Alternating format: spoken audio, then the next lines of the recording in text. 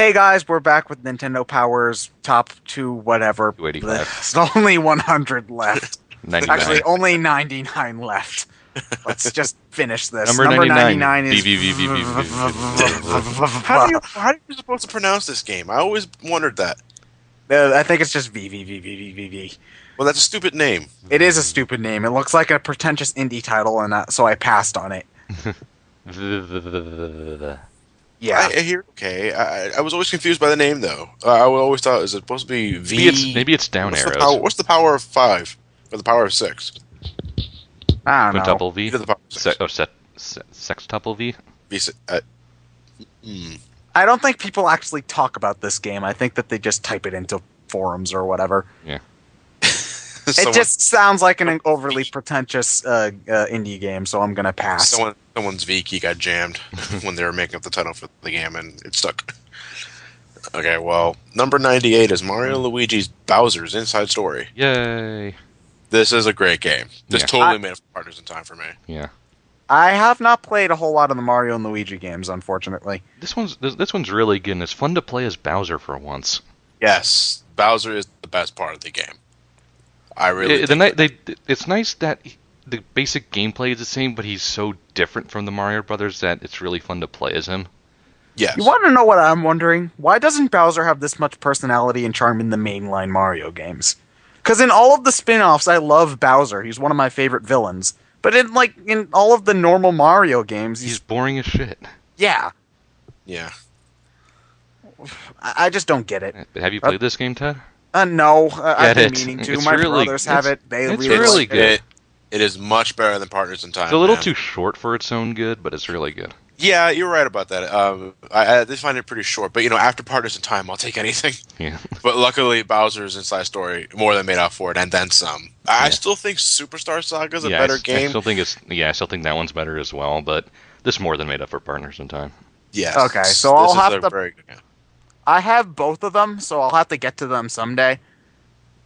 But I think they're higher up on my eventually list than a whole lot of others.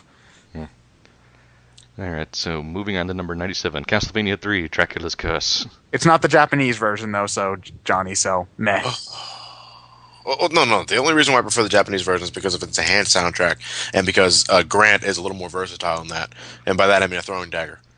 Play as Alucard. Enemy difficulty, because one of the things I hate about the fucking English version is that you got these Medusa heads in level 2, and when they hit you, do about 2 bars of damage. The final level, now suddenly they're doing a third damage. What the fuck? No, that's fake difficulty. That's very fake difficulty. I don't like that at all. Well, the Medusa heads never kill you by running out of your health. They kill you because you knock back into a bottomless pit and die. You haven't played Castlevania.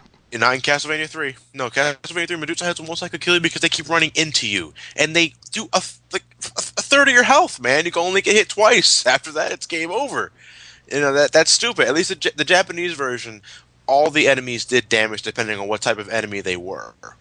So the skeleton that you ran into in the first stage does about 2 points of damage. That same skeleton you run into at the last stage still does 2 points of damage. That's the way it should be. The American version just cheapens the difficulty by just heightening up with it. That's stupid. It's very stupid. That's weird, because most of the time the US version's easier. Yeah, very. I guess Konami is like, let's play the reversal card. But regardless, whether or not Japanese version's easier, it's still a very hard game. It's the hardest of the first 3. I think it's the hardest. I think of the entire series.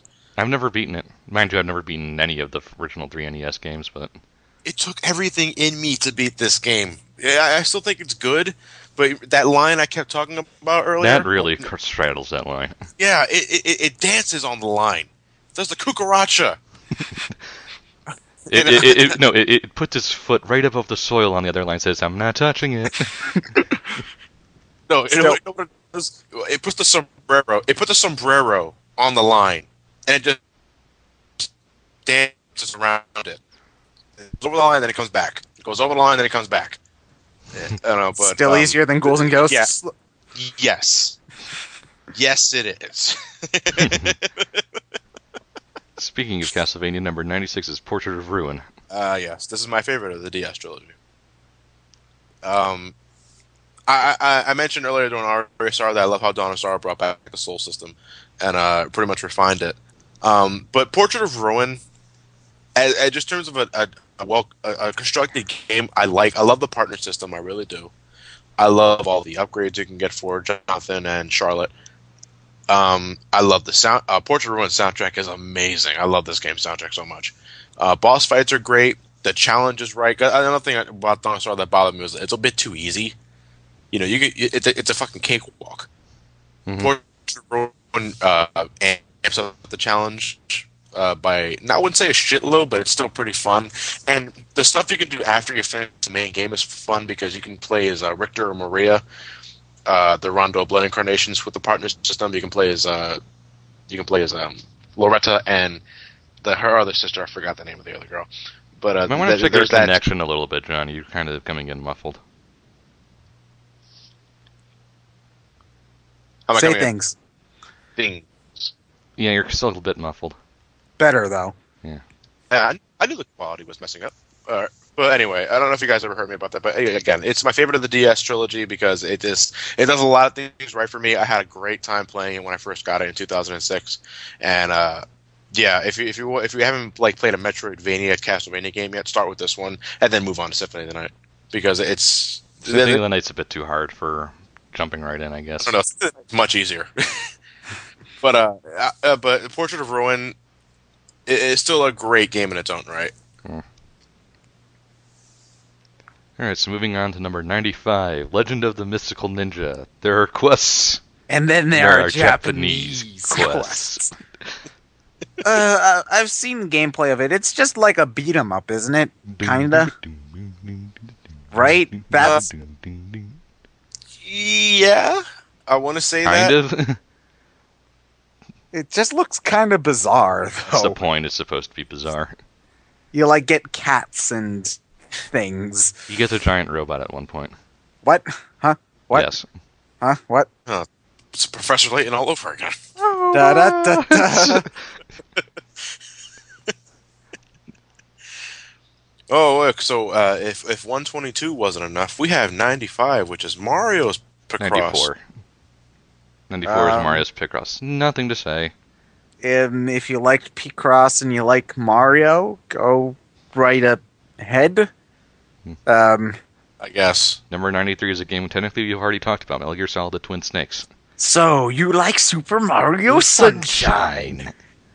I jumped off a Stinger missile. You're not supposed to do that. Play the PlayStation version, it's better. Well, I'm probably going to end up playing this one because I need to play. This is a fine game, don't get me wrong. It's a fine game in its own right, but too easy. Yeah. Is there like a difficulty switch or whatever? No, Maybe? I don't remember. I don't remember. Twin Snakes was a game I rented. I never owned Twin Snakes. Yeah. I had the PlayStation, so. Yeah. So number 92, Soul of Blazer. Why does this sound so familiar to me? Probably because it's an RPG that you saw on the shelf a whole lot but never played. Maybe. It was by Let's Enix. do- It's by Enix, so it's... Oh, yeah, I've definitely seen this cover before, yeah. But no, I never played it. You see, if it wasn't Square, I generally didn't touch it in terms of RPGs.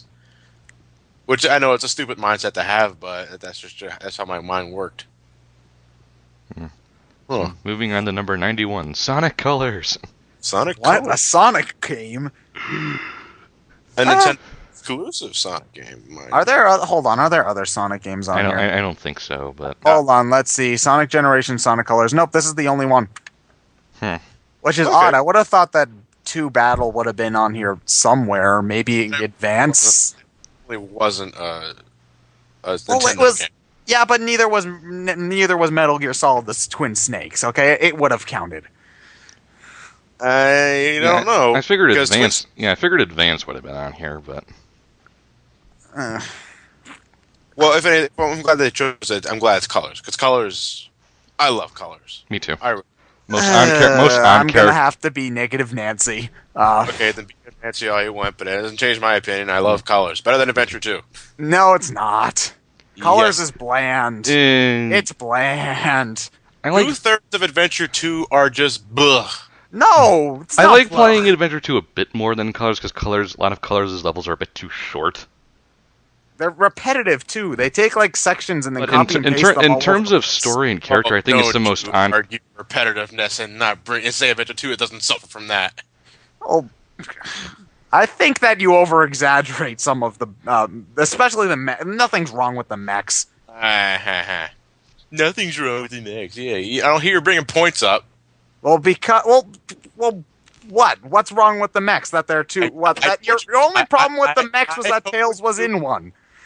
I told you what was wrong with the mechs. I don't hear your arguments. You said that the mechs were too. Well, hold on. I watched it. I'm trying to remember what you said, but I didn't have nearly as much problem with them as you claim to have them. You say that they're like, well, your problem was that you had a problem with Tails being in the mech, and I'm just thinking, well, boo-hoo, shut up. He's just in a mech. Don't complain about it. Okay. Okay. I think hold for the on. most part, I think for the about, controls wise, they control just fine. yeah, they control just fine. So I don't know what your problem was with that. Treasure hunting stages. I agree that the later ones suck. The earlier ones aren't so bad.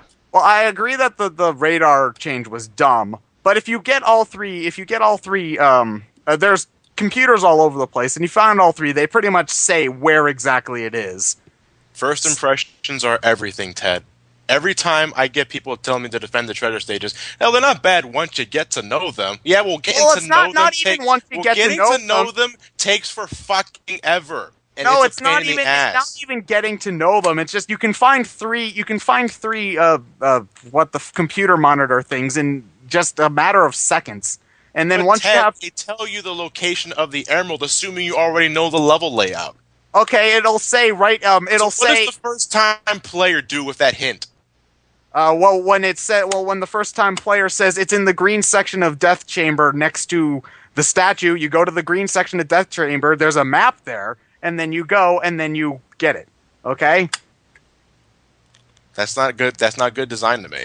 It's not. It tells you right where it is. Only if you know the stage in the first place. Do you want to know? I actually found Tikal a whole lot more frustrating because it'll say go that way, and then it'll points you in the direction of the emerald. She'll go through a wall, and I'll have no way to know where she's. She gives you the direction. Yeah, but she'll go through a wall within 3 seconds, and I have no way to get around it. And then by the time I do, I'm lost again. I don't think Tikal assumes you can clip through walls, but it gives you the direction. That's all I needed. Go up. Okay, where up? Up. Anyway, Sonic Colors is boring. I found it really boring. Sonic Colors is great. I think it's boring. Most the characters have been in a long time. Yeah, I love its story. I love its gameplay. The Whisper fun. It's a great game. It's boring. Who put knights in my Sonic game?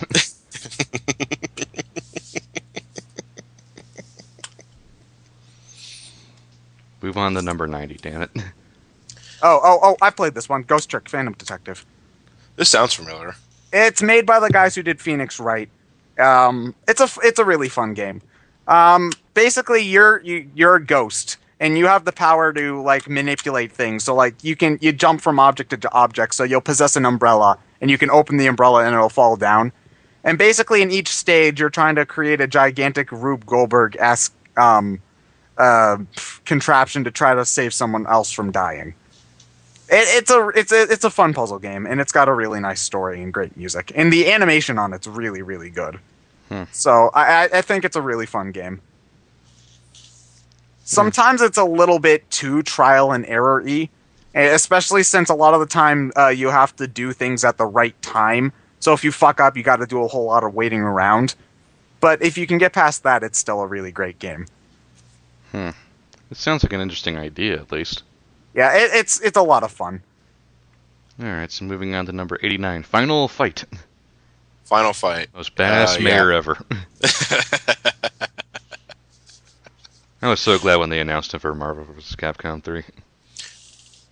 I mentioned earlier that it was pretty much Streets of Rage and Final Fight that I played in the beat 'em up genre back then. But I played more Streets of Rage than Final Fight, because Final Fight, while fun in its own way, gets a bit bland after a while. Because one thing that Streets of Rage also had going for was its awesome, awesome soundtrack. And to me, it made the game a bit more fleshed out to me. Final Fight, though, just because you're playing as a mayor, Most badass mayor ever. When that's enough to his daughter gets kidnapped, screw the SWAT team. I'll just take off my shirt, put on my kick-ass britches, and teach the punks a lesson myself. Your Wasn't Final, there like a 3D game that was terrible? Yes. Final Fight Streetwise. Yeah. No, don't bother. Don't. I like Mike Hager in Marvel vs. Capcom 3, though. Yes. Is it useful? He's a pretty good power character. He has a pipe. Yep. Number 88 is Secret of Mana. I believe you've already talked about this at great length in our RPGs list. Yes, we did. And not much of it to begin with, to be honest. So pretty much everything we said there applies here. I have the game. I still haven't really played the game that much often. Well, you kind of need a friend to play it, so. I'm not sure. I said this too back then, and I don't know how I feel about multiplayer in an RPG in the SNES days. But again, if it was built around it, then it might be not. It might be not that bad. Next is Tetris Attack. It's so. Wait, hold on. What makes this version of Tetris Attack better than the Pokemon version? It has Yoshi. Yeah, but what makes that better? Yoshi's better than They're Richie. the same game. Literally the same game. Yoshi is better than Richie. But, Better than Adventure 2. no, it's not. Fuck you. Fuck you. Well, according to Nintendo Power, it is. Yeah, Adventure 2 is not Nintendo even Power on this also list. rated Castlevania 2 over all of those other ones. That's very true. Yeah. Okay, number 86 is Bully, Scholarship Edition. Also known as Grand Theft Auto for teens. Yeah, basically. I think you would think I wanted to at least give the game a shot because of that, but It looks stupid as all high hell. school Grand Theft Auto, nah. It looks stupid as all hell. I hear it's not that bad, but Yeah, the I just premise- looked at the premise and just had no interest. yeah, it's been out since 2000. No, the Bully, the original game, has been out for a little bit now.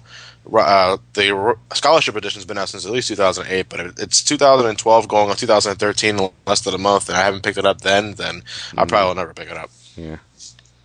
Number 85. The original Metroid Metroid 1. for the NES. Metroid. Huh. No. I don't No, think not- there's not- ever any for reason some to play his- the first one. With Zero Mission out, I'm no. questioning its position. It shouldn't be this high. No. It's just too clunky I and think it's Metroid nut here, but I'll agree this placement's too high. But in terms of the series in general, I'll play Metroid 1 before playing Metroid 2. Sort of. But It's just too Zero Mission is clunky. just a better game. Yeah. The original Metroid's just too clunky. I think it's aged better than Zelda. Yeah. well, Well, because it's more platformy. yeah. Well, also there's no like stupid, frustrating rooms or anything. But Metroid in itself, though, it's really easy to get lost in. You really got to have a map with you for this game. But you see, that's the thing, though. Once you actually use a map to get around, it gets really easy. But then you still have to like deal with all the fucking difficulty spikes of these enemies suddenly bombarding you as soon as you open the door. And Samus is not as versatile as she is in like Super Metroid or Fusion or Zero Mission in this game. She's pretty damn floaty in this game. Mm-hmm. But number 84 is Kirby Superstar. Best Kirby game. Well, it's the highest ranked one here, which makes me sad because I like 64 and it's not on the list. Kirby Superstar is the best one. Which also makes me frustrated because Adventure's on the list, but not Nightmare in Dreamland, which is just the better version. No, I don't think it's the best one. I think it's the best one. Well, why do you... Okay, well, basically, Superstar's big thing is that it's split up into a whole bunch of mini games. So it's like you've got the first game, which is basically Dreamland, but you have the copy abilities. And then you've got Dynablade, Meta Knight's Revenge, and what's the last one? Milky Way, which is... My problem with Superstar is that each one of those ideas would have worked fine for its own full-fledged Kirby game. But each one's chopped up, and so that each one's really, really short. So none of the individual ideas are fleshed out well enough. Because I think, like, especially Meta Knight and Milky Way Wishes, if they were as long as any other Kirby game, would be really, really great. But they're all sort of short, cut down, and the game isn't very cohesive because none of the individual games have anything to do with each other. So really, I'd rather play a game that's one entire game than a bunch of mini games that really don't have anything to do with each other. At last, Star Warrior, I shall have my revenge on you. Who are you talking to, sir? The devil himself. Oh, really? No, but you'll see in a second. I love that animation. Boss Kirby's like running around and pretty much owning everything. Oh, sorry, excuse me, on my way. So he's rocking the sunglasses and the music. Ew, that's kind of gross. I'd play Nightmare in Dreamland or 64. Probably even Return to Dreamland before Superstar. Yeah. Moving on to number 83. Clean is better than dirty. And neither is Dirty's meaner than clean. Oh, we got the lyrics fucked up. Let's all lend Luigi a helping hand because I'm always alone. This GameCube effort is often compared unfavorably to Mario's other platforming masterpieces because it's worse because than they're better. But taking on its own, the game is pretty amazing. Its expansive landscapes were masterfully crafted, and the floodwater backpack allowed for a host of new gameplay possibilities, No, it such didn't. as floating and squirting. If you didn't have the hover nozzle on, you were doing something wrong, basically. Yeah. I mean, look, it's an okay game. There's nothing really wrong with it. Yes. People don't get that. Don't misconstrue us in the commentary. The game is perfectly fine. But Well, I wouldn't say compared it's to perfectly fine. It has problems. well, No, you know what it's we mean. perfectly fine. It's not perfectly great. It's perfectly fine. But compared to 64 and especially Galaxy 1 and 2, No. Yeah. I'll play 64 Galaxy before I'll play Sunshine. And Sunshine hurt me. that broke freaking my heart. postcard. Fucking postcard. Fucking postcard, I'll man. never forgive the game for that. Yeah, it hurt me too much. No amount of diamond rings and gifts will make me change my mind. It's good, John. You know, that's how an abusive relationship starts. It tries to bring you back, and then it'll just hurt you again. The game dresses up in a tuxedo, has a dozen roses, waiting outside in the rain. No, that's if you With a try to play boombox. the updated re-release. That'll eventually happen. No better, John. No better. Hey, you know what? By all means, re-release the game. Give me a fucking better reward for the shine sprites. Yeah, but if it doesn't, then you'll just be falling back into the cycle. Damn it, he's right. Number 82 is in SimCity. Hi, Edgar Wright. SimCity. Animal Crossing Syndrome. I remember this game only for one reason only. My uncle wouldn't stop playing the fuck out of this game. And he was the type that wouldn't turn the console off just so the city can keep developing while he's sleeping. The thing is, though, he forgot to turn the TV off during those certain days. So all I would hear is the fucking SimCity music. Over and over. Go and into over. his room and turn it off. We slept in the same room. Well, This then is back- get out of bed and turn it off. I can't do that. He'd tell me to stop. Well, no, don't turn off the system. Just turn off the TV. Or He wouldn't let me near it. no, at least mute the TV. He wouldn't let it. He wouldn't hear it. I'm thankfully the music's not that bad, but So, do you want to do it for the channel? what's the point? There's nothing to do. To do? Nothing interesting happens anyway. You're just city building. At least with Roller Coaster Tycoon, you can make it a death trap. How about an Animal Crossing playthrough? No. never end. When would it end? It's a game. It's an LP about nothing. We'd just play for we'd have 365 parts. Ugh. Play once every day until we get the last thingy. Oh, thanks. It's a Let's Play about nothing. So How do we know when it ends? For 81 is Ogre Battle 64. Person of lordly caliber? Someone's overcompensating. Why does that title sound so Wrong. decided at the last second? We need a badass subtitle for this new ogre battle game. What do you got? Person Lord Lee or Caliber. caliber? Genius. From what I hear, this is one of only like 3 RPGs on the N64. This, Paper Mario, and some other game nobody played. Wasn't Quest an RPG? I don't remember. Quest 64. I do remember Quest 64. Still, why does the system only have like 3 RPGs? Square Enix jumped to the PlayStation. That's Yeah. why. Taking all the good ones with it. So number 80 is 9 hours, 9 persons, 9 doors. Go, Ted. Okay, well, I haven't beaten this game, but basically, I went over this a little bit before. You're basically trying to escape rooms and stuff. The thing about this game is that there's a whole bunch of different endings. But my problem with the game is that you have to play, even though you're playing through the game multiple times, there's no option to skip rooms that you've already beaten, which means that you're playing through the same room. It's Shadow the Hedgehog syndrome, basically. I was just about to say. Yes, Shadow the Hedgehog syndrome. Thankfully, the story's a whole lot better than Shadow the Hedgehog, but I played through the game like twice, and already on my 3rd time, I was getting pretty sick of that first puzzle room. So, I need to beat it before I have full thoughts, but it's good from what I've played so far. Okay. Moving on. The mainstay of college dorms everywhere. GoldenEye 007. It has not aged very well, I will say. I still love playing it, though. It's fun for multiplayer, but I got my copy. Because you just suck at the game. I watched you play it. You suck at it. Well, yeah, I know, but I had played this at my cousin's house for a really long time, and then I finally got my own copy, and then I went back and played multiplayer with my brothers, and it has not aged very well at all. Who still doesn't love paintball mode? Yeah, but it's Judo chop everything. It's so graphics are so blocky. No one's allowed to use the smart bombs in the warehouse stage. An odd job is banned.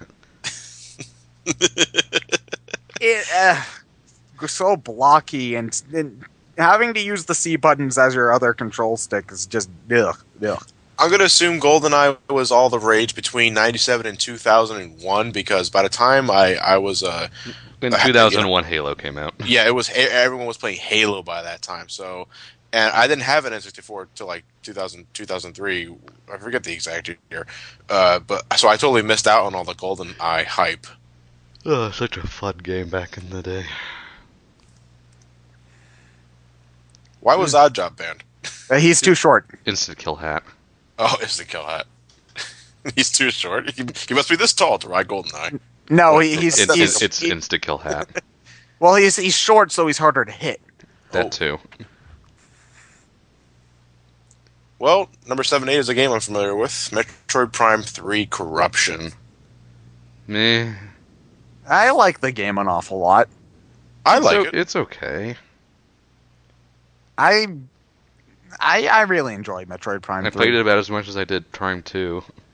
So once? I played it more than Prime 2. Not counting the review, but the motion controls work well enough. You know, they're fun to handle. I really like Wii Remote first-person games, just because I like how precise I can be with the gun. With the gun. Yeah, and that's the reason why I like Resident Evil 4 Wii Edition so much. And no matter what you say, I still think that this game is controls better than Prime 1. No. Because I can aim and walk at the same time. If I want to look up and move, I can move and look up at the same time. I will still contest Prime 1 controls the best. Wait, who says you can't move and aim while at the same time in Prime 1? You can. Because if you want to aim up or down, you have to stop and hold the R button and use the control stick to move around. That's what lock-on is for, Ted. Yeah, but if I want to the R trigger. Yeah, but if I want to look around, I need to, like, especially for scan visor stuff and stuff like that. It controls better, and there's still lock on anyway. So yeah. Yeah. I will agree that Prime 3 controls just fine, but I'm not saying it's better than Prime 1. But I think Prime 1 controls just fine anyway. But Prime 3 though, it really is a good game. A bit too linear. No, I like it. I don't hate it for its linearity. I actually think it's okay in that regard. But it's a bit too easy. I don't mind it. I don't mind it being easy. Though. Hyper mode eliminates all challenge. I forgot that hyper mode was there when I played the game. Do you just like ignore certain gameplay aspects? Well, here's the thing: hyper mode takes an energy tank to use, and you'll instantly regain that health back once you kill the enemies. Yeah, but the thing is, I don't think that though. So anything that requires me to sacrifice health to use, I'm automatically hesitant to use it. So I kind of went through most of the game only using hyper mode when I was either really in trouble or when I needed to for story purposes. So you just went the tough way when enemies went in hyper mode themselves. Yeah, pretty much. Because like when enemies shoot you when you're in when hyper mode enemies shoot you, that raises up your bar, making you more likely to corrupt, don't they? No, or something like that. Some enemies have these just have attacks that instantly put you in hyper mode. But it doesn't cost you energy. You just have to expel the phazon that's overloading your system. If anything, it's kind of beneficial. So why do they do it? I don't know. I just for some reason I just forgot that it was there most of the time. So I had a lot of fun playing Prime 1. Prime 3, sorry. And Prime 1 is a good game. Prime 1 I'm sure is higher up. I kind of like it better than Prime 1, but that's only just because I feel a little bit more. I like being a little bit more directed. What? I like being a little bit more directed. All right, to each his own, but you're totally wrong. Yeah. Wait, hold on. How does that work? You have the right to your own opinion, but you're still wrong. So you really don't everyone have the right to your as own Amanda opinion. would say, everyone has the right to their wrong opinion. Yeah, but mine's less wrong than his is. Okay. Better than Adventure 2. No, it's not. Yeah. Well, actually, hold on. Okay, hold on. I'll rephrase that. It's better than Adventure 2, but I enjoyed it less. Does that make sense? Sure. Okay. I have more fun playing Adventure 2, although I will recognize that Adventure 2 has more obvious flaws. Does that make sense? Sure.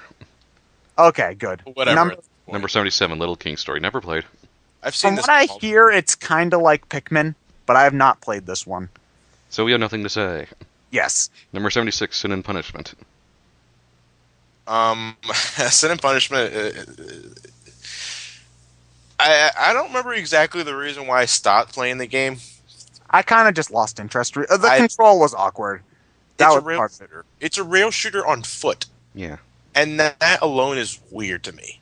The control was kind of awkward because you had to move. I think this is where the Wii port would have been a little bit better because you have to move and you move yourself and your reticle with different control things. Yeah. So I think that the Wii port would control better, and I think I might like that. So I'll have to give that a try someday. I just sort of found the control awkward, so I put it down pretty quickly. Yeah. I still have the game on the Virtual Console. I just got to wait it out, I guess. Number 75. That's the Clement call, by the way. He's probably holding his middle finger sky high. And saying by the power of Grayskull. The WWF No Mercy. I had never played this one. How about that Simpsons wrestling game? How was Krusty the Clown? I don't remember, actually. Did he have a giant mallet? Yeah. Yeah, he did. Itchy and Scratchy are in the two. Were they? I think so. Huh. I don't recall. Will that Simpsons Grand Theft Auto game be on this list? Or did that not come out on GameCube? Hit and Run? I don't think that was a Nintendo game. No. That was only 360. That was a fun game, though. I never played it. It's all right. Number 74. You need the Circle Pad Pro to play this game. Yeah, you do. Otherwise, just play the PS2 version. Yeah. I mean, graphically, it looks great. But control-wise... I'll just stick with the PS2 version, thank you. See, the control-wise, though, if you don't have the Circle Pad Pro, you have to use the fucking face buttons to control the camera. Which you shouldn't And that is awkward. How often do you really need to mess with the camera, though? All the time. It's pretty much an open world. You know, it's not like Metal Gear Solid 1 or 2 where the camera is always in a set piece. No, you move it. Yeah, the camera's free roaming in Metal Gear Solid 3. So, you gotta move it. I need to get to it eventually, but I also need to buy a Circle Pad Pro. Play the PS2 version if you don't have the You're better off with the PS2 version. I don't have a PS2. It's great. Oh, for fuck's sake, Like- man! They're like $50, less actually. Oh, that Great. It has a great soundtrack. Yes. And I Come on, man. I so love the random tangents this game Ted, has. if I were to mail you a PlayStation 2 or 3, would you reject it? I'd feel very awkward accepting a PlayStation 2 gift. A little Your bit. fanboy annoys me. But what about the shit demon dream? What do you mean you don't like James Bond, Snake? I just don't like James Bond. Would you say that this is the best Metal Gear Solid game? Depending on who you ask. Gameplay wise, no. I think Metal Gear Solid 4 is the best one. Gameplay wise. Even with its 2-hour-long cutscenes? If you could actually play Metal Gear Solid for a long periods of time, yes. Yeah. If you ignore the 8-hour plus cutscenes, Metal Gear Solid 4 is a no, actually, on a serious note, though, I think Metal Gear Solid 4 is the best play gameplay wise. But yeah, Right, it's you don't just get a lot of story. You don't get It's- I wish I could play the game more. Can't you skip cutscenes? You Yeah, can. but Yeah, you can, but the first time you want to watch all that shit. and Act 3 and 4 of the game are so short. Yeah. Yes, moving on to number 73, Resident Evil Revelations. Oh, no misspell. Oh. I still haven't beaten this game yet. I got it launch day, and I just Revelations. Lost interest? I just there's too much in my backlog already. I guess you could say that. So you added another game to your backlog so I you could have work on your so backlog. Many on my backlog. It's not even funny. Yes, moving on to number 72, Xenoblade Chronicles. Backlog. Thank you, Project Rainfall. I appreciate the game existing because the game was successful enough for Nintendo to Last Story and this were both successful enough for Nintendo to realize that yes, there is a market in translating games. It's just the game's too long, and I know that's a very stupid. People might think that that's a stupid complaint because you get more bang for your buck. But when a game drags and I reach the 40-hour point and I realize that I'm only halfway done, I lose interest. Because it just comes a point when I don't want to play. I just want it to be over.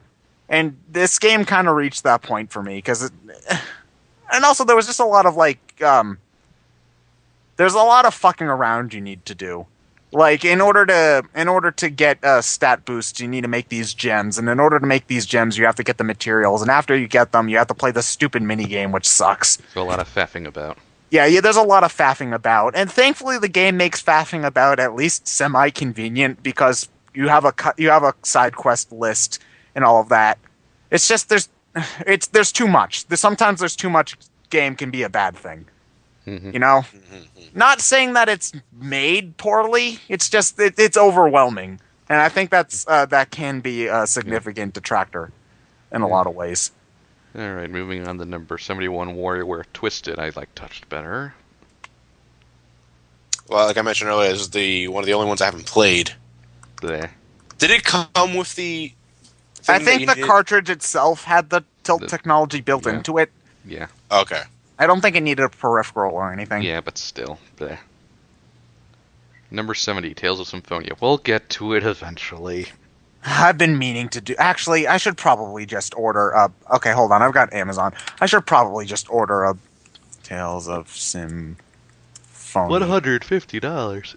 Well, I know it's $99 for a new copy, but I'm not gonna buy a new copy. No, I don't buy it. No. Hold on, Oh fuck, $40 used. Oh wow.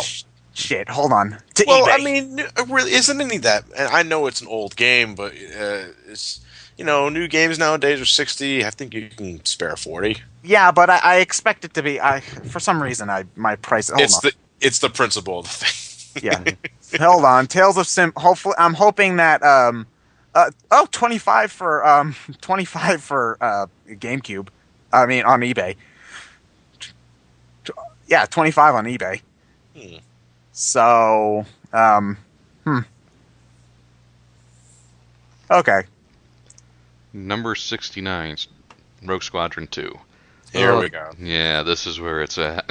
Yeah, this was a really great game to me. I had a lot of It fun with still looks amazing. I don't know how Yes. they did it. Yes, they did. Would you say it's like Wii quality graphics? It almost looks better than most Wii Yeah, in games. some aspects. I don't know what kind of rendering or light mapping or whatever sort of technology they use for this one, but it aged tremendously well. Yeah. I remember how good this looked in 2001. Everyone's mind was blown.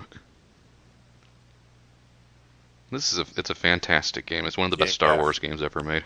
Yeah, if you got to play a Star Wars game, you play War Squadron 2. Is this one cheap? It's fairly cheap. You should be able to find it for Hold cheap. on, let me get another Amazon tab open. It's a really good game. If I like space shooters, right? Yeah. Rogue Squadron 2. Oh fuck! Well, $3 used. I was looking at the new price, which is I was looking at $85. yeah, but it's $4 used. So Yeah, then It's a really good game. yeah, it's dude. a really good game. Very good Star Wars game. Yes. It looks so good. I don't know how they did it. And how Anyway, come before Rogue we Squadron 3 is so bad? what makes Rogue Squadron 3 bad? Is it Flying just missions just aren't as good, and so much of it is ground-based, and the controls for the ground-based stuff suck. Like, it's faster to zigzag than it is just to run forward. what? Huh? What? Huh? He's juking left. He's juking right. He's going to the end zone. Touchdown. Yeah, it's faster to zigzag than it is just to run forward, so you play the game like some drunken idiot. He's drunk. I never played Rebel Strike though, so It's... number 68 is Axelay. We covered this game before on the We have? the SNES list. Yeah. And I think we didn't say anything about it, so let's continue tradition and completely ignore it. Ted. Wait. 67 is Phoenix Wright Ace Attorney. Okay, here. I'm okay. Well, Phoenix Wright Ace Attorney is the first game in the series. Actually, it's not really the first game in the series. Phoenix Wright Ace Attorney is a port of the original game, which was on the GBA in Japan, released under the title Gaikten Saiban. Roughly translates to Turnabout Court. The DS version has an added case, the fifth case, which is really, really fucking long. I really love Phoenix Wright. This is probably, when it comes to being a fanboy, Ace Attorney is the series that I fanboy the most about. Because I can talk about these games for hours, so I'm trying to restrain myself here. It's just so good. First off, I have to say that the music is amazing. I love this game probably has one of my favorite game soundtracks just ever. And it's just... How can... This game just baffles me, because this game pretty much proves that games can have great writing and great stories and great characters, but other games just don't do it. And maybe it's just because the focus in this game is on the stories and characters and making everything memorable and well written and stuff. But I feel like if they put at least half as much attention or focus into these things in other games, game story writing would be 10 years ahead of where it is right now. It's just it's a very different sort of game, and if you don't have a problem with spending most of your game time reading, this is a fantastic game, and I recommend that everyone play it. I'd probably my favorite game in the series is Trials and Tribulations, the third one. That game does rank in like my top 10 favorite games ever. Like ever. This is one of my favorite game series. I just my dick. Easy Ted. Yeah. boot to the head. Oh. Yeah, the community is really great too. There's tons of fun stuff people do with like the sprites and the music. Phoenix Wrongs are hilarious. Phoenix Wrongs are hilarious. You haven't played it, right, John? No, I have never touched the Phoenix Wright. I've only played the first one, but it's really funny. Don't touch Apollo Justice. No one likes Apollo Justice. Justice for All drags at the beginning, but the last case is just spectacular. And Phoenix Wright 3 is just my favorite just because it's just the grand finale. Godot. Yeah, Godot, well, that's pronounced Godot, if you have to know. But yeah, I'd recommend playing these games. You can get them on iOS, you can get them on WiiWare, and you can get the DS versions. So you can play it pretty much on anything. So I really, really recommend this. Number 66, Ted. Oh, Pikmin 2. Well, I did glance ahead. Pikmin 1's later down on the list. Yes. Uh, Pikmin 2 is a perfectly fine game, but I feel like the things that they did in Pikmin 2 to supposedly improve on it, I actually think make it worse in a lot of ways. The dungeon crawling gets a bit tedious, I admit. Because, like, one of the biggest problems with Pikmin 1 was that it was too short. And Time limit. Yeah, the time limit. And I can see that there's some credibility to that complaint. But I feel like the time limit didn't really, like, hamper the game too much. Because you have 30 days, and you only need to get, like, 25 of the parts. So you'd really have to be slacking off in order to really reach the time limit by the end of the game. Like, I had to, when I wanted to see the bad ending, I had to manually go to the end of the day 29 times. Just because I wanted to see what would happen. Pikmin 2, they do a few things to give it a little bit more polish. Like, you can, like, swap your Pikmin on the fly, and you've got the co-op. The thing is that I don't think that the gameplay is really as good strategically, because in the dungeons, basically, all that you have to do is, if there's enemies there, you use your purple Pikmin and you rape everything, because purple Pikmin are fucking broken. And if there's elemental hazard, you walk over, you bring your elemental Pikmin, you knock it down, and then you bring everything back. So there's really no strategy anymore. It's just sort of a very tedious, kind of dull action game. And I think that it takes away a lot of the spirit that made Pikmin 1 really great for me. I'll talk more about why I like Pikmin 1 more when we get to that, but that's why I like Pikmin 2 less. We'll get to Pikmin 2 on the channel eventually. Yeah. Captain Picard will join us. Yes.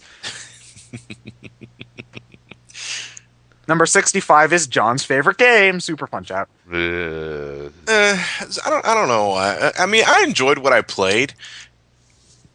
It's just... It's alright. Yeah, you know, I enjoyed the added game mechanic. I like the super punch that you build up if you are managed to avoid and deal enough damage. But other than that, like,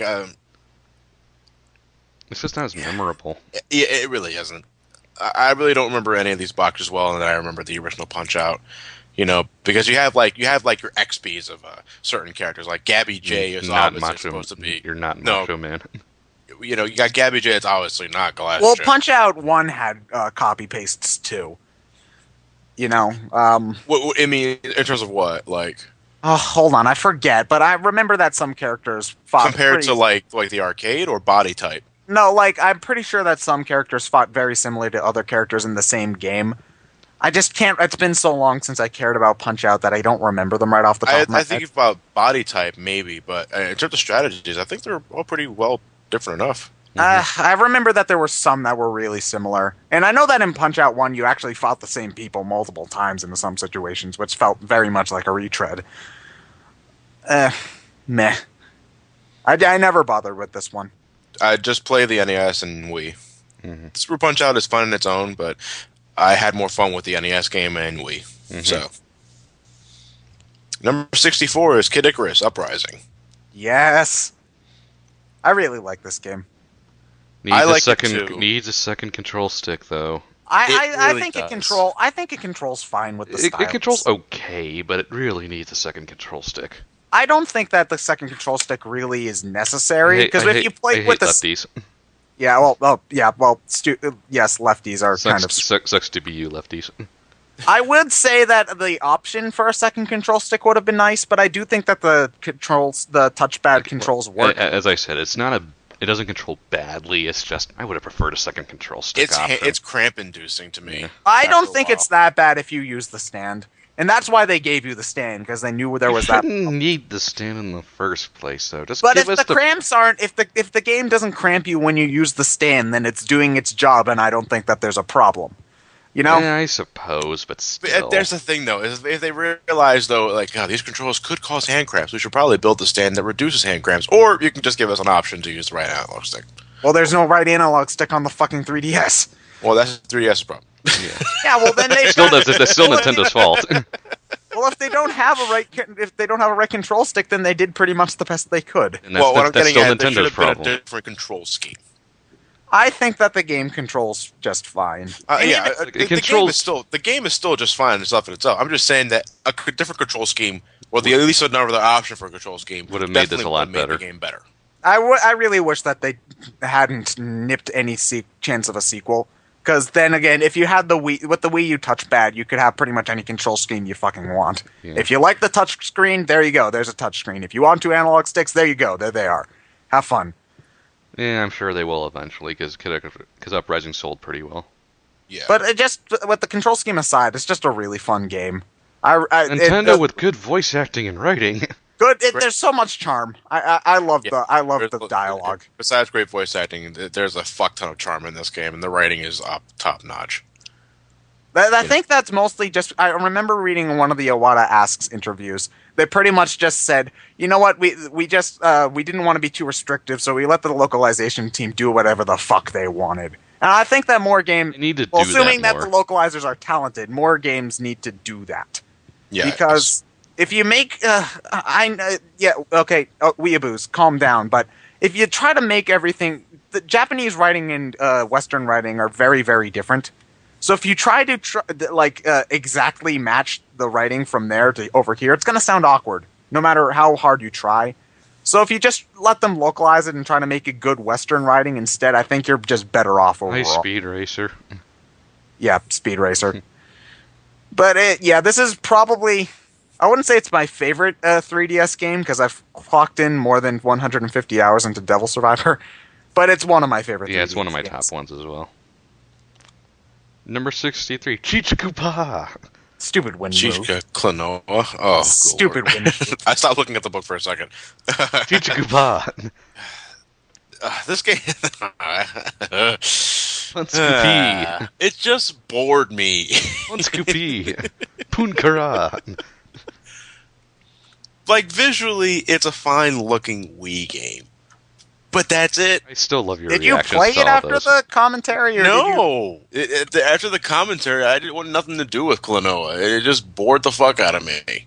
Again, maybe it's one of those games that's more fun to play than to watch, but sometimes you know people watch video reviews for a reason. They want to get an idea. Klonoa, no, it looks like it's really bare in terms of the platform. I do like our commentary of it though. I love your reactions to all the Boonscoopy. Well, that's a completely different story. That's just grabbing my attention for the sake. What does he mean? Are they battle cries? You know, this was a remake of a PlayStation game, right? Yeah, I know Lord of Phantom Isle. the whole spiel about it. Yeah, I know that it's a remake, but We could play the other games in the series.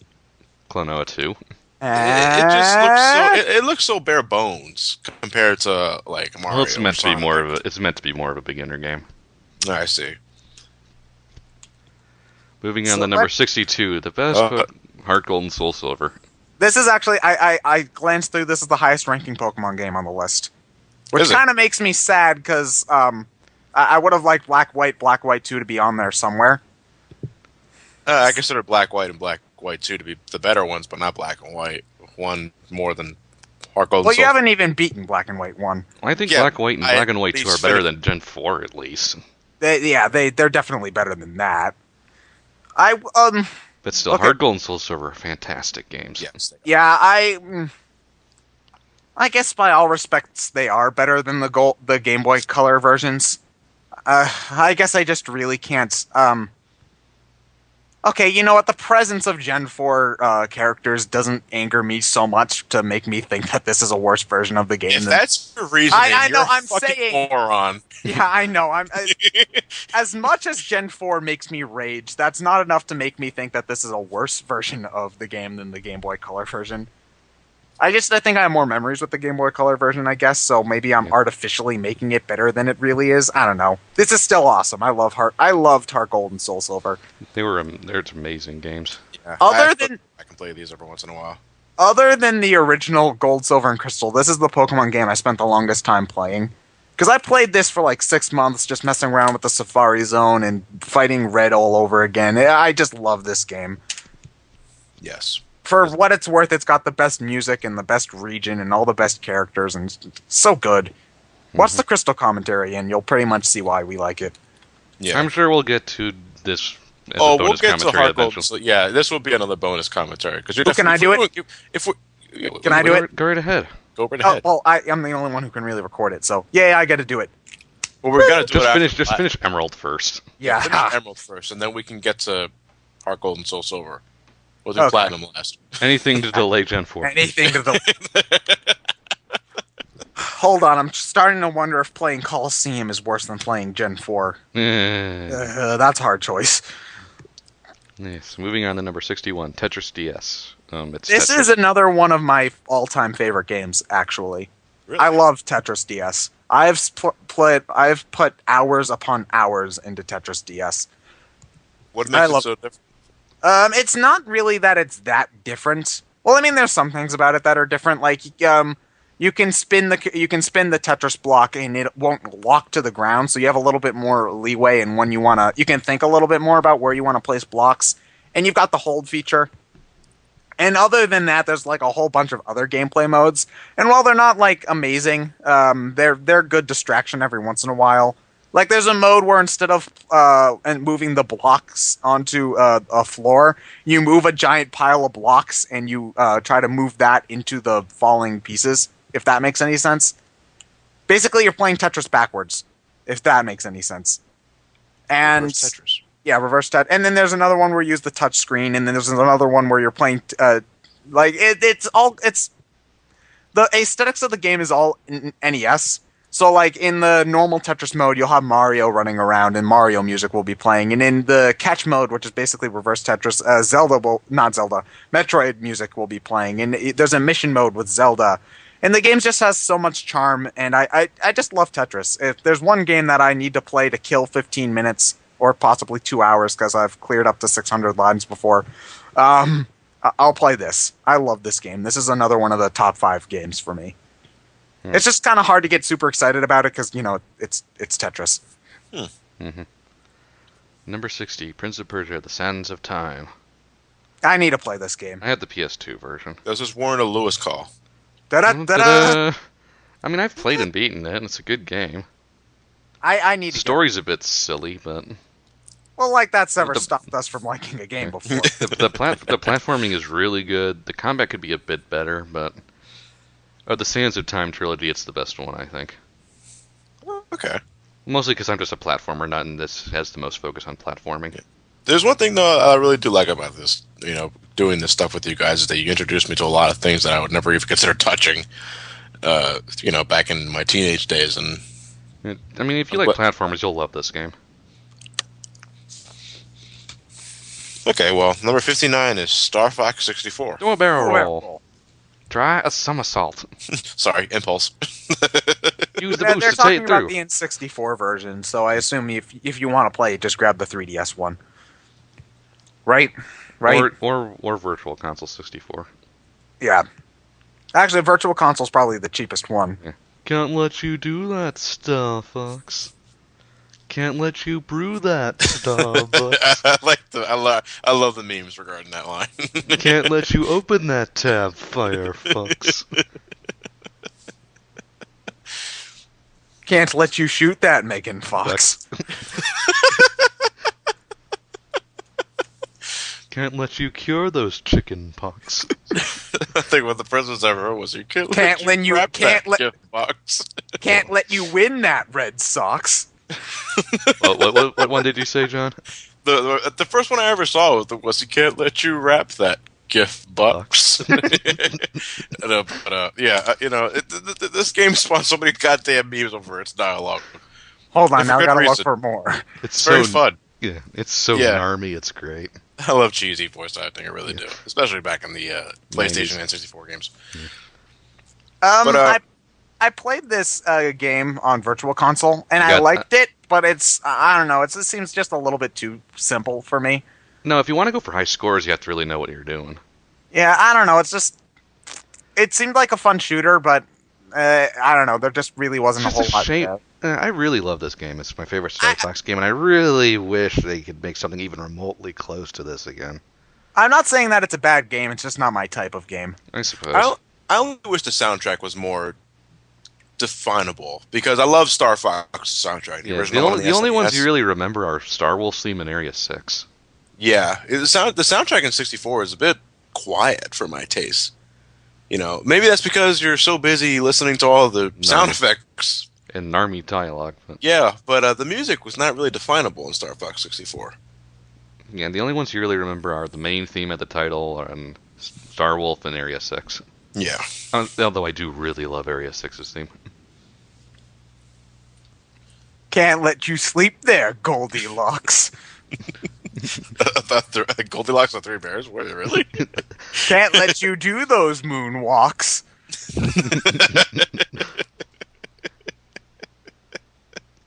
We could be here all night doing this shit. Number 58 is Zelda 2, The Adventure of Link. Really? Why is this here? Zelda 1 better not be on this list either. What do you think? Ted, Of really, course you should it's know. gonna really be. just asked that. Well, it shouldn't have been. If it's gonna be in the top 50, it shouldn't be there. But why is this one here? This is the one everyone hates. It has Isn't good it? music. Yeah, so there are plenty of games with good music that are shit. Sonic 06 has good music. Yeah. This game's... You know what the thing is? This game would be fun if your sword wasn't so damn short. If you had more weapons to begin with, it'd be a better game. It's just so hard starting out.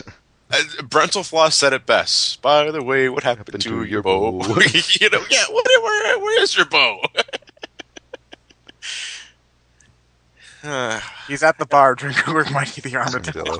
I have to play this game twice now soon because I gotta play it for the eventual review. And I gotta Well, if you've got to play it for the review, punt Let's Play duty to Matt. Make him play it. No, I'm playing Zelda 2 because I want Matt to play A Link to the Past because I'm playing it for BrainScratch. Okay, well then make Elliot do it. No, He'll never beat it. He'll never beat it. Ted, if I can't beat it, what help do you think Elliot has?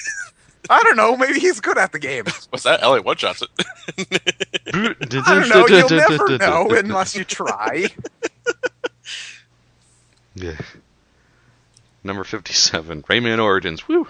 I actually think this is low. Because you guys are going to disagree the fuck out of... You're going to disagree with I me, can't say anything because I haven't played the game. even though you own it. I John. don't want to play it on the 360. Well, then you should have bought the PS3 version to begin with. I couldn't find it when I was shopping for it. So, Ted, what were you going to say? I know you guys are going to disagree with me because you like Sonic and Mario World and all that, but I actually think that this is the best 2D platformer I've ever played. I love Rayman Origins to death. I'll put World and 3 and Knuckles over this, but this is definitely up there. This game has so much visual charm. I love the level design. The controls are very different than any other platformer you've played, but once you get used to them, I love the way the game controls. I especially love the game's challenge, because the game's hard, but it's very, very fair about being hard, because not only does the game give you unlimited lives, but there's checkpoints all over the place, so you're never stuck anywhere for all too long. And it's just got great music, and I love this game. Absolutely adore Waiting this for game. Legends. Yeah. I'm actually going to try the demo out as soon as we're done here. I want that demo. I wouldn't be Wii U. surprised if the Get a Wii demo's U. the first thing I play on the Wii U when I get it. When's the game coming out? March? I think it got punted back to February, actually. So February or March, either or. Around that time. Yeah. Okay. Number 56, Pikmin. Captain's Log, Stardate. Captain's Log, Stardate. Now. I really enjoy Pikmin on this game's list. Okay, I can't fucking do anything funny. And I I think it's gonna gonna- be a long time. I love Pikmin. I'm actually surprised the commentary came out so well for that I thought game. you guys were going to be bored to tears by day. I thought I was too, but no, it helps when you guys know what you're talking about. Because I try not to be the type that just questions everything he sees. But you guys ended up being so knowledgeable about the game in itself that you guys made it in terms of an audio standpoint, interesting, and I liked it because of that. And yeah, I still go back and listen to the commentary once in a while. It's actually one of my favorites. Captain's But, Log. Stardate now. It's Most when of it the, comes. for those of you wondering, yes, most of those were ad-libbed. He came up with the idea before we started recording, though. Yeah, I If came up with the idea, but most of the dialogue I ad-libbed. Yeah, I think if the best one is the sexual intercourse one. Well, that's what he does every time he visits a new planet. When it comes to being a game, I like one more than two. Let's have cake with a Pikmin. Yeah, you've gone on and saying how you love one more than two because of just how. It's just better for strategy, which is what really made the game definable to begin with. Because, like, you do really, if you you can beat the game by getting one part a day if you really if you're really new to it. So you know it is doable on your first try, but especially on later runs when you have at least a general idea of where everything is, using not I don't want to say speedrunning tactics, but managing your time well, and when you know what you're doing, it's a whole ton of fun. And it's just this is kind of a pretentious way to say it, but I feel like Pikmin is the kind of game that you could write a bullshit English essay for and try to like analyze and symbolism and all that bullshit. I could bullshit an essay out of Pikmin 1, which makes it closer to a work of art than Pikmin 2. And I don't know if that necessarily makes it a better game just on that merit, but I feel like there's just sort of more here as opposed to just tedious random dungeon crawling. I'm really excited for I bought the game when I went on a GameCube binge. Original Black Label bitches. no player's choice shit here. No player's choice shit here, except for Resident Evil, Sonic Heroes, Adventure 2 Battle, DX, Luigi's Mansion, Animal Crossing, and I think the Smash Brothers. No, it's not. We actually. get it. Well, it's just it's a game in your backlog. So I'd recommend, if you're gonna get Pikmin 3, I'd recommend playing it first. But oh crap! I reminded myself of Pikmin 3. Where is it? When did Pikmin 2 come out? 2004. Yeah. 8 years. 9 years.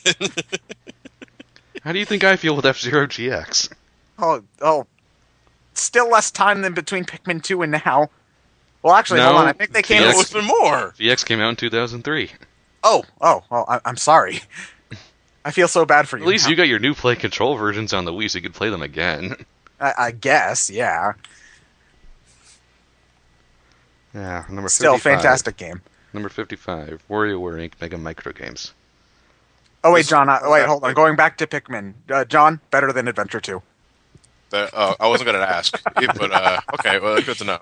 But just saying. Yeah, WarioWare Inc. Mega Micro. This is the one I played the most. The game for people with ADD.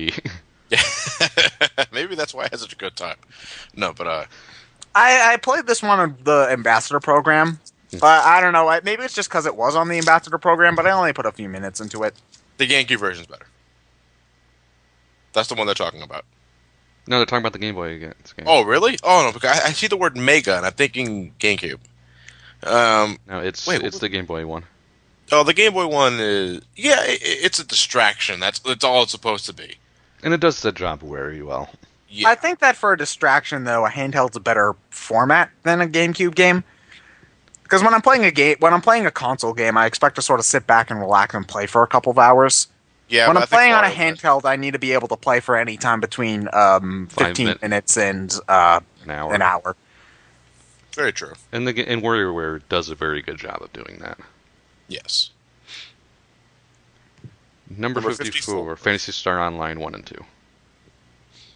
Also known as the only online games for the GameCube. Wait, you could actually go online? Yes. The only ones on the GameCube you could. Wait, how did you do that? There's no Ethernet port or anything. You had to buy a router for it. GameCube broadband adapter. Yeah. So no one used it. You could go online? Oh, yes, wow. You could technically go online with the GameCube. But no one did because it was the GameCube. Yes. I hear these are very good games, though. These were originally Dreamcast games, though. Yeah. Can you play this game without going online? Yes. Yes, you can, but you're not getting anything out of it. You know, it's sad when the Dreamcast is better online than the GameCube. Well, then again, you can't really... the PS2 didn't have online either, did it? Yeah, it did. Oh. Yeah, it did. Well, nobody ever used that either. Yeah, they did. They used it more than the GameCube. Well, still, I think at this point it was still acceptable for games not to have online. Yeah. So... Well, yeah, that's true, yes. Phantasy Star just as a whole is something that I haven't gotten into yet. I don't think I'll ever get into this series. Yeah. It's kind of a long RPG series to just sort of jump into now. Number 53 is Tetris, the For original. Game Boy. Kind of wondering why this is higher than DS, just because there's just more to do in DS. It sold the Game Boy. Because everybody and their grandmother had Tetris. Everybody and their grandmother still has Tetris. You can play it on anything. Yeah, I know. Well, it's basically because I think it's just slightly higher up because of historical significance. It sold the Game Boy I Yes. guess. when But I'd the still- technically more advanced Game Gear was already out. Yeah, I think that Tetris DS is actually might be cheaper on Amazon than on hold on, Tetris DS. Oh wait, never mind. Tetris DS is like $68 new on Amazon. That's odd. Hold on, now let's see what Game Boy. 140, $50 new on Amazon. Never mind. Really? Ooh, good lord. Oh, but you can get it used for $1. 99 cents. Well, there's Yeah. no reason to talk about Tetris because everyone's played Tetris. I Everyone think it's plays. the best puzzle game ever made. True. So I think it's got good reason to have been ported to everything. It deserves by- Can that. I put it down? Made by commies. Little do you know that Tetris's success means that they have won the Cold War. Means you're feeding the red menace. Damn it. No, number 52, they say Final Fantasy 2 was for the Super Nintendo, so I assume they mean Final Fantasy 4. Yeah, it's Final Yeah. Fantasy 4. Considering that the real Final Fantasy II was for the NES, yes, it is. Yes, I'm Final assuming Fantasy. they're meaning Final Fantasy 4. But they're also referring to the easy version of Final Fantasy 4. Since we already went over this in the RPG list, I don't want to spend too long on it. I still think it's a really, really, really, really, really, really, really add a couple more reallys onto that good game. Yes. Yes, it is. But obviously, you can play the Super Nintendo version all you want just for sentimental value, I guess. But you're not getting the legitimate 4. Well, I managed to enjoy I played the Super Nintendo version off the Virtual Console the first time I played the game, and I managed to I enjoyed that enough I enjoyed that game enough to get me on an RPG binge that I'm still going on today. The Super Nintendo version is the one I played the most of. I will say that. It's just that the original difficulty on the PlayStation port adds a bit more challenge to it, and I get a little more out of it that way. That and the translation doesn't fucking suck. It's odd that I managed to enjoy the game even though it was really easy and even though the translation was off. The PlayStation port opened my eyes up to a lot of things with 4. Because you get, especially like the 4 Fiends. You Yep. get Scarmillion. What was he called back in the SNES? Mylan. I don't remember. Mylan. That Mylan? sounds Mylan. Mylan. Mylan. And then when he transforms, Mylan Z. Okay. Some call him Tim. This is when did this game come out? This 191. So I don't think it was a launch title, but it was pretty damn close. It's not launch title, launch window. Yes. Uh, How did But- Uematsu do that music? I And don't even- know how he did it. And even though it was a launch window game, it still looks better than Earthbound. Hi-oh! And better than Adventure 2. What? Looks better than Adventure 2? No, it's better. It's better than Adventure 2. That's fair. Ted. That's fair. So let's move That's on. a fair comment. I agree with that. Number 51 is Tweewee. Oh, the world ends with you. Tweewee. Isn't this a I really? will never call it by its actual name. I will always call it Tweewee. Everyone on this JRPG forum I go to hates this game.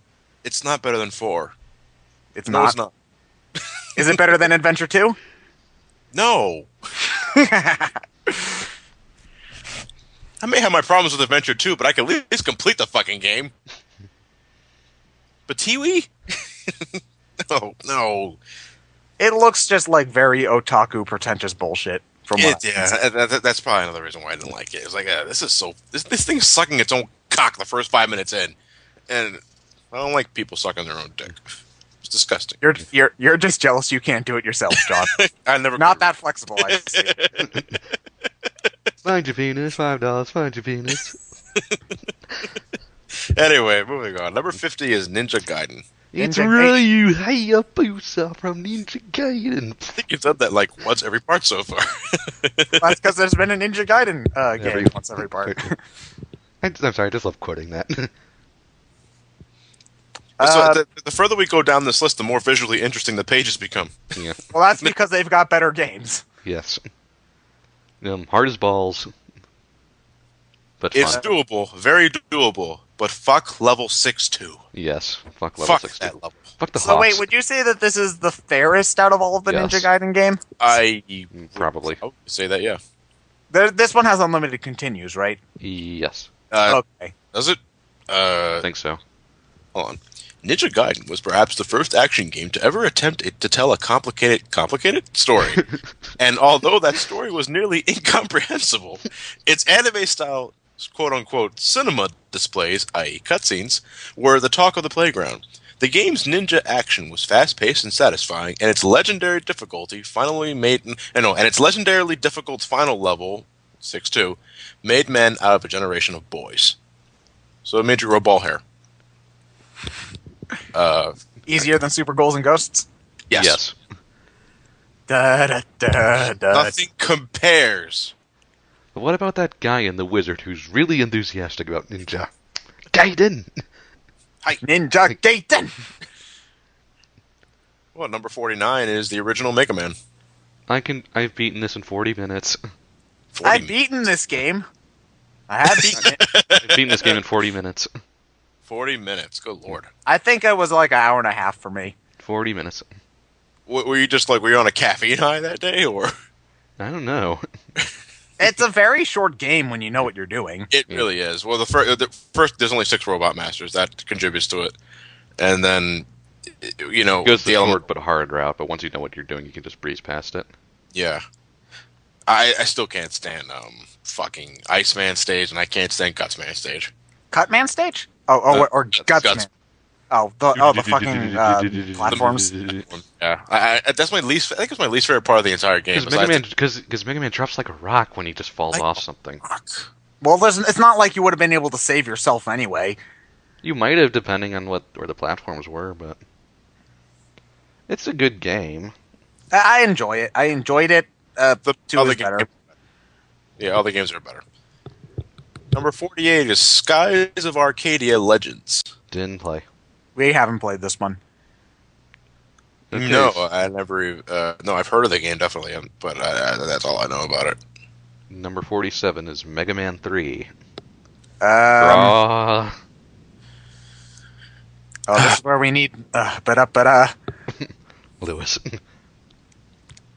We just call Lewis in so he can play the Airman theme, and just he'll drive away wondering what the fuck did you waste my time for. Yeah. But Mega Man, this is the longest one, isn't it? Yes, it is. Of the classic series, yes. Well, that's because you have to go through a cat. You have to go through 8 Robot Masters, Doc Robot, and then Wily Castle. Yeah. Damn, it's a lot of It's still my second favorite, up next to 2. It's just a little bit too hard for me. Fuck, I hate the fucking Doc Robot Masters stages. They're frustrating. Only because you don't have their appropriate weakness from 2. No, there's another thing about the Doc Robots that are really disappointing. Cause I think I bring this up in Mega Man 9, but it's more satisfying to fight Woodman than a random robot with Woodman's attack pattern, you know? Mm-hmm. Yeah, you're right. Number 46, Beautiful Joe. Love this game. I haven't played it yet. There have I. Beautiful Joe. What's, Enter to go-go, baby. Yeah. what's the appeal? It's kind of an old style beat 'em up, but he has superpowers. Okay. So you can you can go into like Matrix bullet time and dodge shit, and you can like speed things up really, really fast and just destroy something in a flurry of punches. Oh, so you can control the editing. In a way, yeah. I like that cut. Basically, it's just a fun platform. It's just a fun beat 'em up that gives you fun little ways to actually play the game rather than just punch over and over. Occasional super move. Yeah, and it actually has a fun story to it too. Makes fun of a lot of movies and Super Sentai and stuff. Yeah, just looking at it reminds me of a Super Sentai. Yeah. What's the stupid V on his head supposed to be, though? Boomerang. He looks like a really fail Quickman cosplayer. He's beautiful, Joe. What the fuck is a beautiful? He doesn't explain. Wait, He doesn't. really? It's just the name. Yeah, it's just the name. Wait, does he like go out of his way to not explain? Yes. Huh. Well, because someone asked him about it and he doesn't know, so he just decides not to explain it. Okay. Well, before we hit the number 45, there's a top 5 villains list here. Number 5 is... Number 5 is Albert Wesker. Wesker. Number 4 is Kefka. Yeah. Number 3 is Dr. Wily. Number 2 is Fawful. I have And number Fury. 1 is Ganon. Wait, Fawful? Really? I have Well, Fury. people really like Fawful, but why Ganon? Ganon's fucking boring. I don't know, he plays the bitching piano. Yeah, but it's also a very silly piano. I don't know. It's just Give the guy props for trying. He never gives up. Well, neither does neither does Dr. Wily. Never give in. Never surrender. you think that after being resurrected a bajillion times, he would have like started a bakery or something.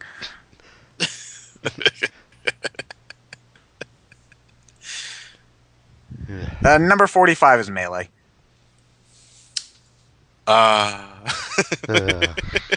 Good times. Melee. Good times. So many good times. I didn't play Melee as much as everyone else did, but I guess Did you ever own the game? Oh yeah, I own the game. I got it. I this got it. was, I think, another one I got for my it 9th birthday in 2002. I got it launch day. I Good remember times, I good liked the times. game. I just never had friends, so I didn't play multiplayer a whole lot.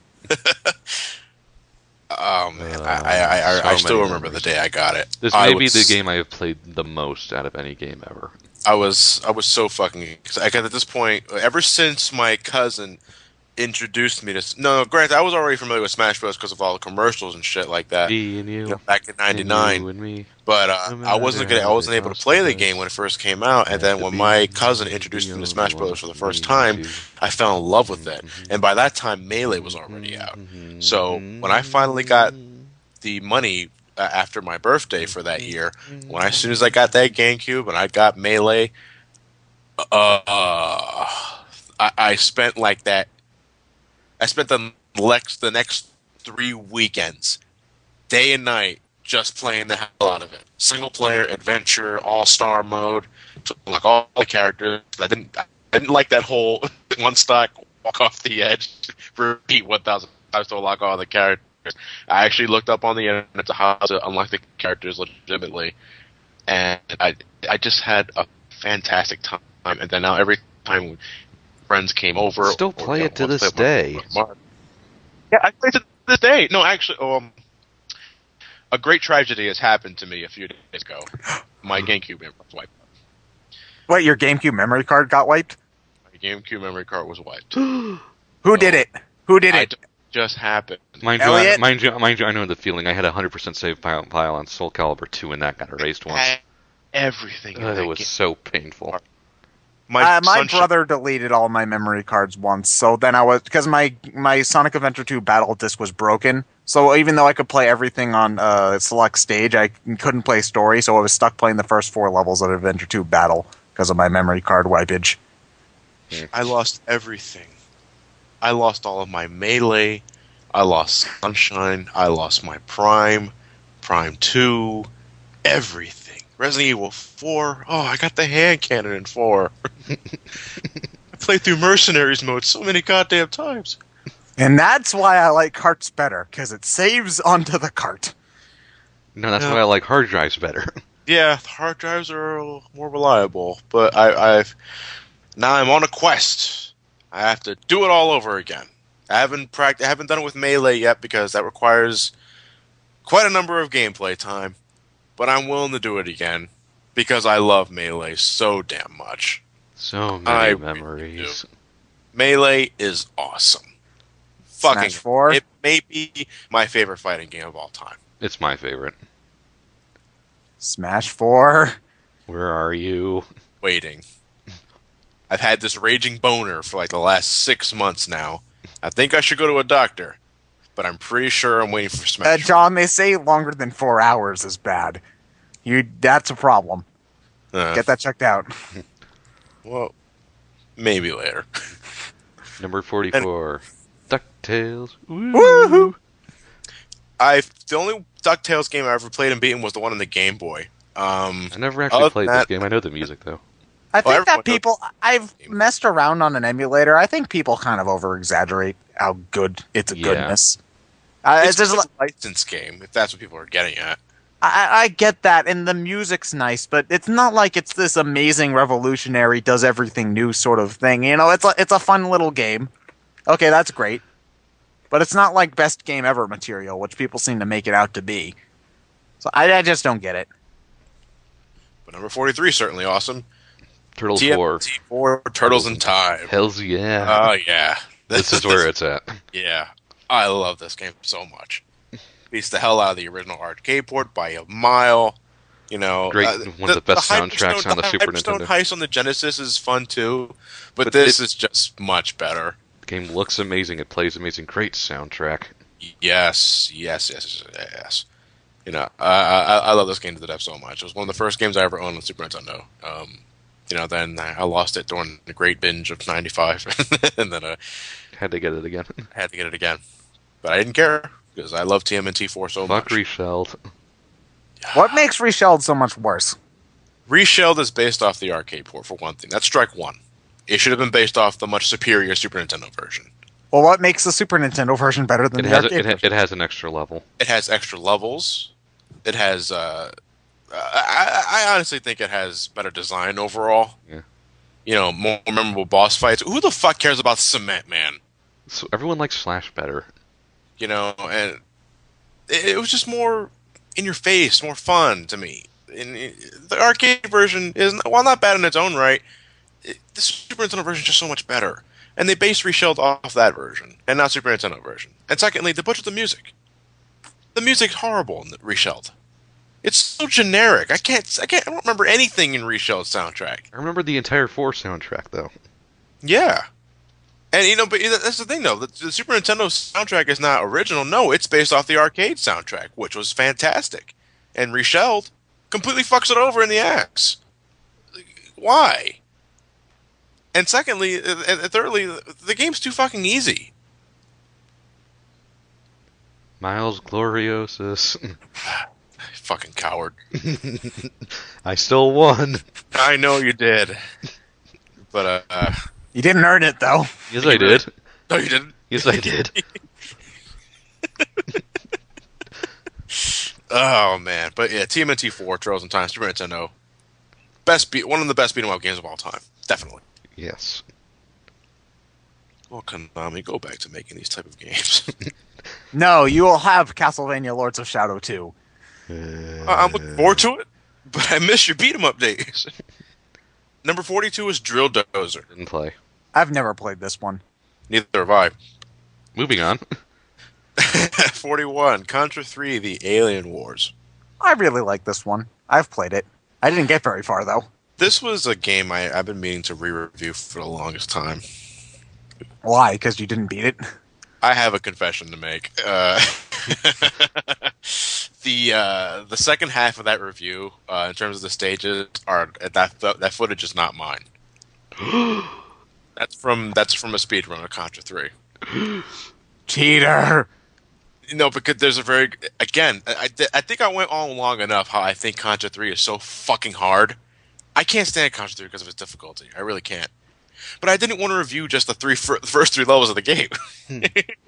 You know, because we were going through a Contra marathon. And try as we might, try as hard as we could, me and Elliot just could not do it. You know, we beat Contra 1, we beat Super C, but we could not beat Contra 3. It just couldn't be done. There's a reason why I didn't even bother going after Contra Hard Corps, the Genesis game. Oh, fuck that game too. But I didn't want to, you know, review Contra 1, Super C, and then skip 3 just to go to Contra 4. I had to show the game off, but I have to re-review it. Because that's been in the back of my head for the longest time now. Speaking of Contra, number 40 is the original Contra. 2 up to down, left for left right, B-A, star 2 up down, left for left right, B-A. Would you say that this is better than 3 just because Yes. it's not as hard? Yes. It's better. It's better than 3. Yes. Okay, It's so then. much fun to play co-op. Yes, it is. I'm really trying to get the hang of things so I can beat it without using the Konami code, but it helps so much because you only get 3 continues and you only get 3 3 lives. So 9 lives altogether. Everyone will always remember this game for the Konami code, if nothing else. Well, at least I don't know how it became so well known, but at least they gave you that so you Because could the game beat was it. so hard and it helped so much, it just kind of spread really quickly. Yeah. Moving on to number 39, if I may quote Igor after, this game makes my dick rock hard. You know what? Electrical engineering, it's pretty smart. Relativity, it's pretty fucking freaking smart. Mega Man X, fucking Fucking genius! I love this game so goddamn much. Mega Man X. This game's amazing. And now we have this person. Is sitting. that a guy or a girl? I don't know. I love that video too. I don't know. Riding on cars. Riding on cars! You know, I just love his animated face, which says, this game's amazing. It just has the huge eyes and the little smile. Mega Man, these problems. No! I don't fucking need you. need you. I've been playing this game since it first debuted, since '94, and my God, I love the this amount game. of I love it so much. You know, to me, Capcom, what happened? it's so well designed from beginning to end. Like, there's a reason why it's my favorite Mega Man game of all time. You know, I get enjoyment out of X2. On a good day, maybe X3. Yeah. You know, I get enjoyment out of X4, X4, X5, X6. But What, is X6 more than X5? Yes. yeah, to me anyway. Well, to me, X6 is more myth than X3. But you know, but Mega Man X. Oh fuck yeah! I'll go back and play over and over again. Capcom, what happened? I don't know. Instead of making new games, they're just gonna steal someone's ROM hack and do that instead. I can't believe they're doing that. They took someone's ROM hack. That made me really mad. Fuck you. Here's our Capcom. big 25th anniversary announcement. We're going to steal someone's ROM hack. It's fucking manipulative as shit. Fuck you, Capcom. Seriously. No offense to the guy who actually made the game. I'm pretty No, sure I'm not mad at him. It looks like a fine game. It's just that Capcom, this is your biggest okay, maybe Street Fighter. This is one of your biggest franchises ever. Your fans have been wanting something for years, but you're still so mad about something as petty as Inafune leaving that you're not going to give a shit. And the bone you throw isn't even something you did yourself. Fuck you, Capcom. Fuck you. I guess to end the discussion of Mega Man X, this game's amazing. Game make my dick rock hard.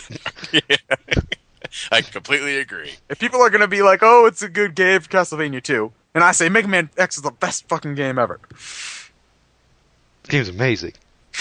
Ride it on cars. Fuck that video. He's making one for the Link to the Past, No Ocarina of Time. He Really? said it's going to be like 30 minutes. Oh wow. Oh, Oh, I'm looking forward to it. yeah, well, he's been working on it for like a fucking year. It better be good. What's that? Astro Boy Omega Factor. What? Yeah. Huh? What? This is our most highly ranked game that's based on a licensed property, and for good reason. Omega Factor captures the essence of Astro Boy perfectly and melds it with the developer Treasure's trademark brand of pulse-pounding action. Okay. Okay. Never heard of it?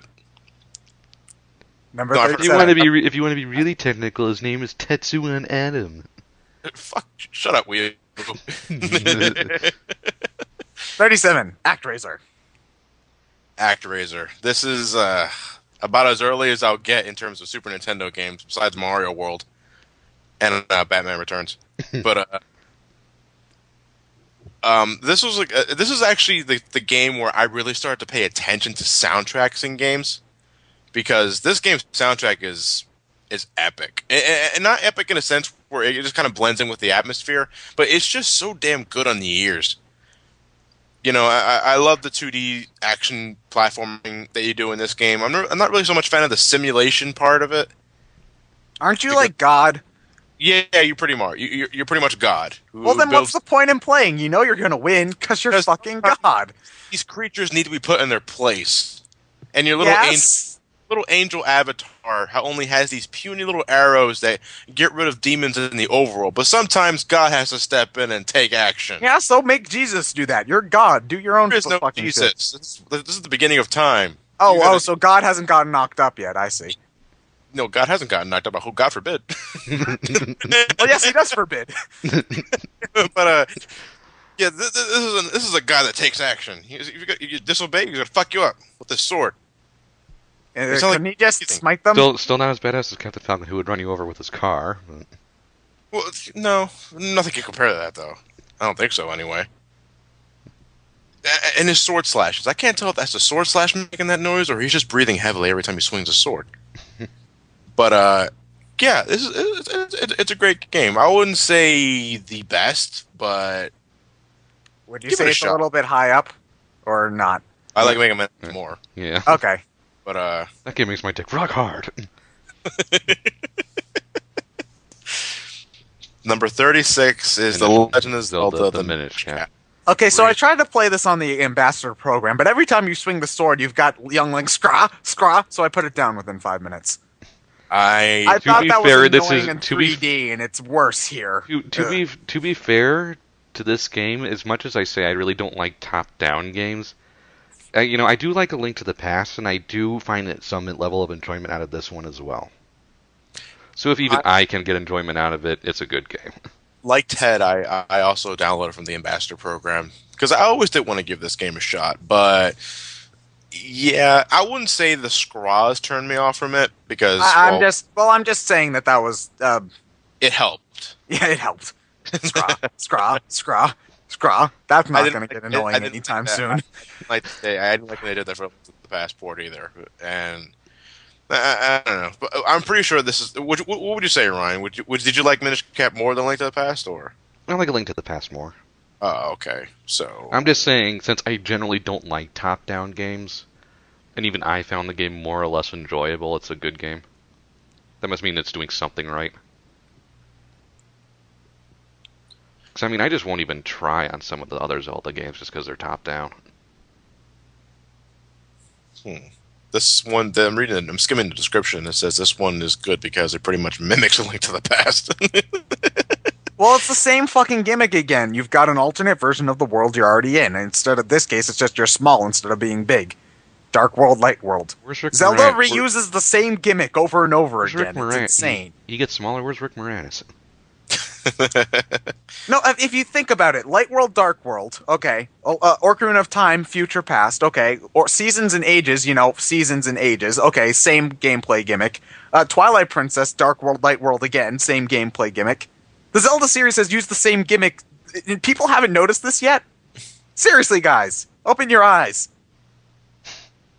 Okay, sorry, rant over. Number 35, Zero Mission. Yay. Yay.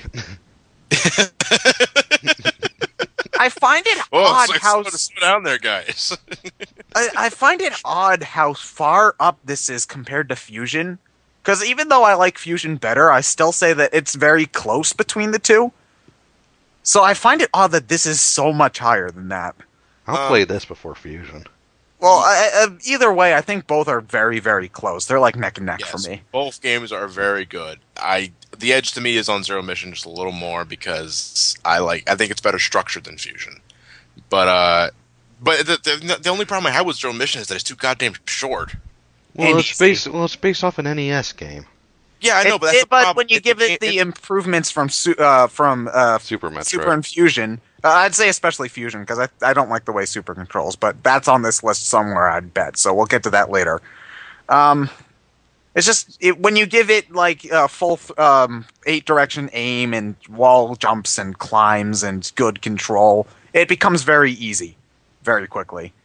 Yeah, and going back into that, it's so short because it's mimicking an NES game, and they at least try to remedy that with the addition of criteria from Super Metroid, but that's barely anything in itself. Yeah. Well, And there's also the section at the end. The Chozodia. Chozodia adds something, but it's still not as big as, say, something like Meridia in Super Metroid or Brinstar. Again, No, Brinstar isn't. I think it more just has to do that it's emulating an NES game and it's just smaller because of I that. know, but but this is a game on the Game Boy Advance. They should have added more areas. The zero mission section of the game pissed me off because I remember the first time I played it, I beat Mother Brain and escaped. Yes, I beat the game, and then I go into the ship, and then they shoot me down, and I'm just sort of looking at the screen, and I'm like, game, Well, game. No, Well, you still have another hour and a half to play. The stealth section at the end, I think, is really frustrates me. hour and a half. Hour and a half. You're taking too long. Well, maybe on the first time, because you die a lot in that fucking stealth section. That part's very frustrating to me. Alright, so moving on to number 34, Majora's Mask. Also known as, I think, the best story Nintendo's ever told in anything. Uh, And they seem to be too afraid to try sense. I would disagree, but I also like some games a whole lot more than you do. So An attempt to cash in on the success of Ocarina of Time by banging out a sequel in just over a year shouldn't have produced a masterpiece of a game. Although Majora's Mask is less content than most Zelda entries, it features a mind-bendingly brilliant structure that has players repeating the same days over and over to make incremental progress toward averting an apocalypse. It may be the most effective implementation of time travel in gaming. I would have to agree with that. my only, other than the really slow intro, my biggest problem with Majora's Mask is how trial and error, especially some of the side quests, are. Because if you fuck up, you have to start the time. You have to start the 3 days over again and try again. And sometimes you have to wait for like day 2 or day 3. And The only time they became really Cafe. it was cafe side. I got quests. really frustrated because the Cafe side quest was one of the first I tried to tackle. Just You're not on supposed chance. to take that. Yeah, but I didn't know that the first time I played the game, like so one of I the last realized things you that I should had be beat doing. I realized that I had done it for nothing, and it was It's frustrating. one of the last ones you should be doing. Yeah, but how am I supposed to know that? Sorry. Yeah, lots of things about this game frustrate me, which is weird because I feel like because it tries so many things different, I should like it better than Ocarina of Time, but I don't. I just love how it's structured. Really, you know. Look, I love Ocarina of Time and everything, but I'm actually look. And this game is so. I can't believe how much my opinion of this game has changed throughout the years. Really, you know, because I was part of that. I couldn't stand this game back when I first played it. But you know, nowadays, especially after I finally beat the game After I finally told you to just get through the first 2 hours. it's almost been a year already since I beaten the game. I can't believe how fucking fast time travels. No pun intended. But I'm actually looking very forward to playing this game again, not only for the review, but when I record it for the channel. Because I told you all you had to do was get past the first 2 hours, and then it becomes but you really don't good. understand, dude. I'm liking this more than Ocarina of Time at this point. Wow, really? Because I can understand that just because there's just like personality and shit. I love Termina. I really do. Termina's hub world is very interesting. It's kind of odd, admittedly, yes, how like you look to the north and you see the Stone Tower Temple. Then you turn slightly to the south and suddenly Ice Mountain. Mm-hmm. And then you turn to the left, forest, and you turn to the right, swamp area. Yeah, but you know what? It's that bizarre structure for the sake of simplicity that I absolutely adore. I love Termina a fuck ton more than Hyrule Field and Ocarina of Time. There's stuff to do. Stuff to do. And you know what? It's just I just love its structure. And again, again, Ocarina of Time is still a fantastic game in its own right. But Majora's Mask left a much better impression on me after completing the game. It's just that I just wish it didn't have that slow beginning. Because I got it's that slow beginning that makes or breaks the game for people. If they can't get past that part, then they won't pick up any more interest. And I know I was one of those people. I think this was the first Zelda game I ever tried playing, and I think the shitty beginning is the reason why I hate the series in general. Yeah, and again, it's the major fault of Majora's Mask is that slow beginning. Because So once you get past that slow beginning, once you get past it, And just take it from me, I'm completely converted here. Complete 180. I'd still say that even after the beginning, there's enough little frustrating things throughout that make me not like it as much as because it's weird because there's like a whole lot more charm to Majora's Mask than Ocarina of Time, but Ocarina of Time's just a little bit more stable for me. So I don't know. I don't really even like either game. I'll play something else. Banjo-Kazooie. Banjo-Kazooie's not on this list, you know. I noticed that. I scrolled through. No Banjo-Kazooie or Banjo-Tooie ever. Fuck this list. No, Banjo-Tooie's like one of my favorite. How you? It's one of my favorite games, like ever. Not on the list. Dead.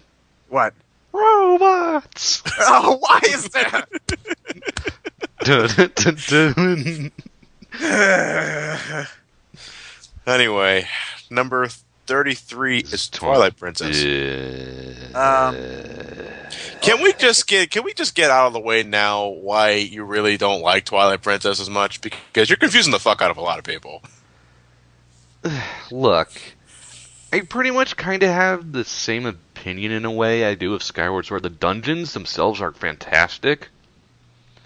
The overworld is just such shite, though. And the story, you know, N64, they did what they could with Ocarina of Time, more or less. Story-wise. We're on the GameCube/Wii now. You have to try harder than this. Midna is the only thing holding the game together, and even then she can't save the hijacked by Ganon plot twist, which sucks. Yeah, that is pretty much the biggest part of the problem with the story, is that hijacked by Ganon shit. Isn't the game also really, really long? No, it's about as long No. as Ocarina of Time. Yeah, I've heard that people say that it's like 50 hours long or No. something. Well, if you like want that. to go do everything, If you want to yeah. do everything, yeah, sure. But on my Just first do- playthrough, No, it's only about 15 to 20 just going through. yeah. It's about the same as Ocarina of Time. Okay, well then, never mind. My point's moot now. I think dungeon-wise, it's about as good as any other 3D Zelda game, just the overworld is so shite and the story wasn't even trying. Midna is the only thing holding the game together. I've only played and beaten Twilight Princess once. I initially owned the GameCube version, Yeah. and then I ended up selling that to a friend, and then I bought the Wii Wii version. The Wii version is the one I played and beaten to the end, and I liked it. Yeah. It didn't leave a lasting impression on me, though. Yeah. It's weird. As much as I hate the Ganon hijack at the end, I at least found the boss fight fun. Yeah, the The Link boss fight versus itself Ganon is at the end. the fight is fun in and of itself. It's just I You think shouldn't it's be more here. of a hype backlash. yeah. Because this, like, if you look at the I remember the reaction reaction from 2004 at E3 for this. Yeah. and nobody shut up about the game in the 2 years in between. I think the strange thing is I think the game visually looked better in 2004 than it did when it came out. I think that's more of cinematics. I suppose so, but still. Which is weird because I ranked Twilight Princess and later I'm sure Skyward Sword's on here. Yeah, it's there. Later, I ranked them more about the same, but for two very different reasons. But we'll get to Skyward Sword when I get to it. Okay. So Well, number But then again, 32 I don't hate Twilight Princess. It's just, It's just there. yeah, Don't you And want to it- go and it's- snowboarding on a leaf? no. Yes, Twilight Princess is just there. Don't you There- want to there should have record it for been- the there- channel? I know I will eventually. It's just one of those. This should have been a real evolution of Ocarina of Time, and they got scared. It's a prettier Ocarina of Time. Yeah. Well, number 32 is Mario Mario Kart Kart 64. 60. Okay, this is weird. Mario Kart 64. Why is this so much higher than every other Mario Kart game? I don't know Because why it's either. not the best one. It's the one I had the most nostalgic connection to. I'll admit that, but it's not the best one. I'll play DS before this. Yeah, DS is better. I mean, I love the music and I love most of the tracks, but most of the tracks have been brought in. I think most of the best tracks were brought into DS anyway. Yeah. This is just weird. This is really like just a strange choice for this high. We could have played as Kamek. Yeah, but now we got to play as Wario instead. Yeah, I prefer Wario. Oh Yeah. no. Do I miss? Number 31, Soul Calibur 2. The best version of Soul Calibur 2. Why? You can play as Link, Because you can play as Link. Yep. and that's the only reason. Fuck Heihachi, Yes. fuck Spawn. Didn't the other console versions get their own Yes. unique PS2 characters? had PlayStation PS 2 got Hayachi from Tekken, and Xbox got Spawn. For some reason. Yes. Spawn, like the Spawn. comic character? Yes. Yeah. No, it has something to do with one of the other characters in the game was developed by McFarlane. Yeah. I think it was Necron. I think of the guy's name. And He was developed by McFarlane, and they Necron figured, sucked. why didn't go the extra mile and make Spawn? Well, I mean, what other Microsoft character could they have put in the game? Master Chief. Master Chief? He was in Dead or Alive. Wait, Master Chief? Really? Well, I don't think Spartan, but- I don't think Master Chief, because Soul Calibur 2 came out in 2003. By that point, we only had Halo 1. And wait, when did Halo 2 come out? 2004. 2004. Yeah, at that point, I don't think Master Chief was immediately an identifiable character. Well, So what, Halo Blink- 1 sold Blink's the really Time well, Sweeper? didn't it? It was the only thing on the Xbox anyone played. Link's the Time Sweeper. But yeah, damn it, it's such a missed opportunity. Yeah, this is a good So fighting it- game, though, right? I 100%ed it, yes. and then it got deleted. Yeah, that's another thing I lost in my memory card. I got everything for everybody in Yeah, Soul me Calibur too. 2. Me too. Everything and How good was like the balance? Was there like an obvious tier list or what? some if were there better was, than it wasn't others, but better. it's a pretty balanced game. Yeah, I played the hell out of it. As actually, I first played Soul Calibur 2. And on the next to PlayStation Melee, 2. this is probably my second most played fighting game. On the GameCube, yes. Yes, it was, for me. Wait, let me make sure. 1, 2, 3, 4, 5, 6, 7, 8. Yes, yes. That actually got this as a Christmas gift from Matt. And then 3 was PlayStation 2 only, which was a major disappointment, and then 4 had Star Wars for some reason. And I really got to thank Matt for introducing me to this game, because It's this a was really a good great game. time. I also played the PlayStation 2 version a lot because my dad owned it for that game, and he got enjoyment out of it too. Yeah. But in terms of just like the fighting mechanics and overall, it's still my favorite Soul Calibur game. Yeah, easily. I haven't played 3 that much, 3 is more or less the same. It's just a bit stiffer, I found. and I tried getting into 4. 4 is But- really stiff. Yeah, I think that may be the problem I have with 4. I haven't touched 5 yet, but I hear 5 is pretty good. What stupid character can you play as in 5? Ezio. Ezio. Ezio Auditore. Number 30 is Mike Tyson's Punch Out. Woo!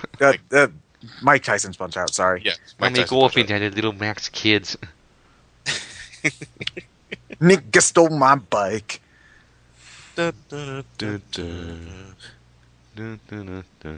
Oh, okay, that's why Ted doesn't like the Wii version. There's no nigga that steals his bike. Well, no, he still steals your bike. However, in the Wii version, they play the same fucking cutscene for the training montage every fucking time, and you can't skip it. But there's no Mike Tyson. I feel like this game is an acceptable game for the time that it came out, and if you want to play it now, it's only $5, so I feel like it's worth that price too. So I think it's a fun little title. I just don't like the Wii version. I just don't. Hmm. They're essentially the same game. No, I just fucking with you. Number 29 is Resident Evil Remake on the GameCube. That's version of Resident Evil. Yes, it is. If you're gonna play the first one, you're playing this version. Unless you really want an army, Oh yeah, no, yeah, obviously. No, you can you're play- better off just watching a Let's Play for that. I suppose. I got a shotgun. That's What version of the game are we going to play for the channel? Remake. Remake? You want to play a remake? Yeah, Yeah. okay, we can play a remake. Yeah, because right, if we're playing over the original, we just spend the entire video mimicking the lines, Yeah. as we've seen in the Symphony of the Night playthrough. I can't believe you guys fucking did that. Yeah, but it's fun. They're saying it already for you. It's not by my hand that I've been once again given flesh. I was brought here by humans who came to give me tribute Tribute? You steal men's souls. and make them You're your slaves. Can't even perhaps finish the the same lines. could be said of all religions. Do we have anything else to say about Resident Evil? We already did a retrospective on it. We Yeah. did. On Lewis did a retrospective. Well, yes. What do you think, Lewis? Ba-na-ba-na. Interesting. The ocean Um, agrees. okay. Number Number 28, Super Mario World 2 Yoshi's Island. Eh, people seem to really, really, really, really, really like this one. it's a fun game, don't get me wrong, but It was one of the last games I owned for the Super Nintendo before I lost it. And you know what? I did play the hell out of it. Not to the point where I unlocked all the secret levels at the end of each world, because that required you to get all the fucking red coins, flowers, and have 30 star bits at the end of each level, which I just wasn't going to do.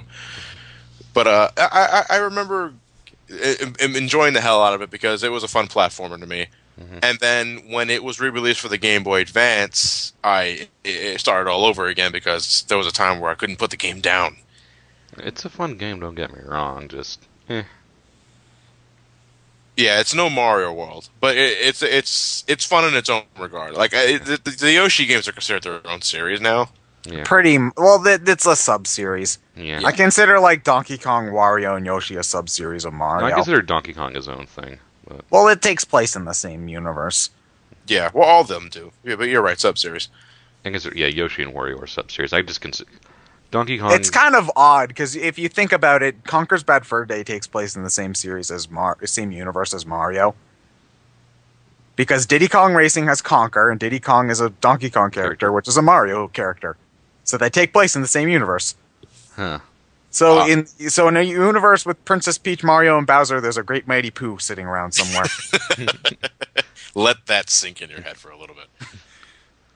So let's move on to number 27, Super Castlevania 4. Hell yeah. Fuck yeah. This is, yeah. This is classic. probably my favorite Castlevania that I've played. It's my favorite. Hell's yeah.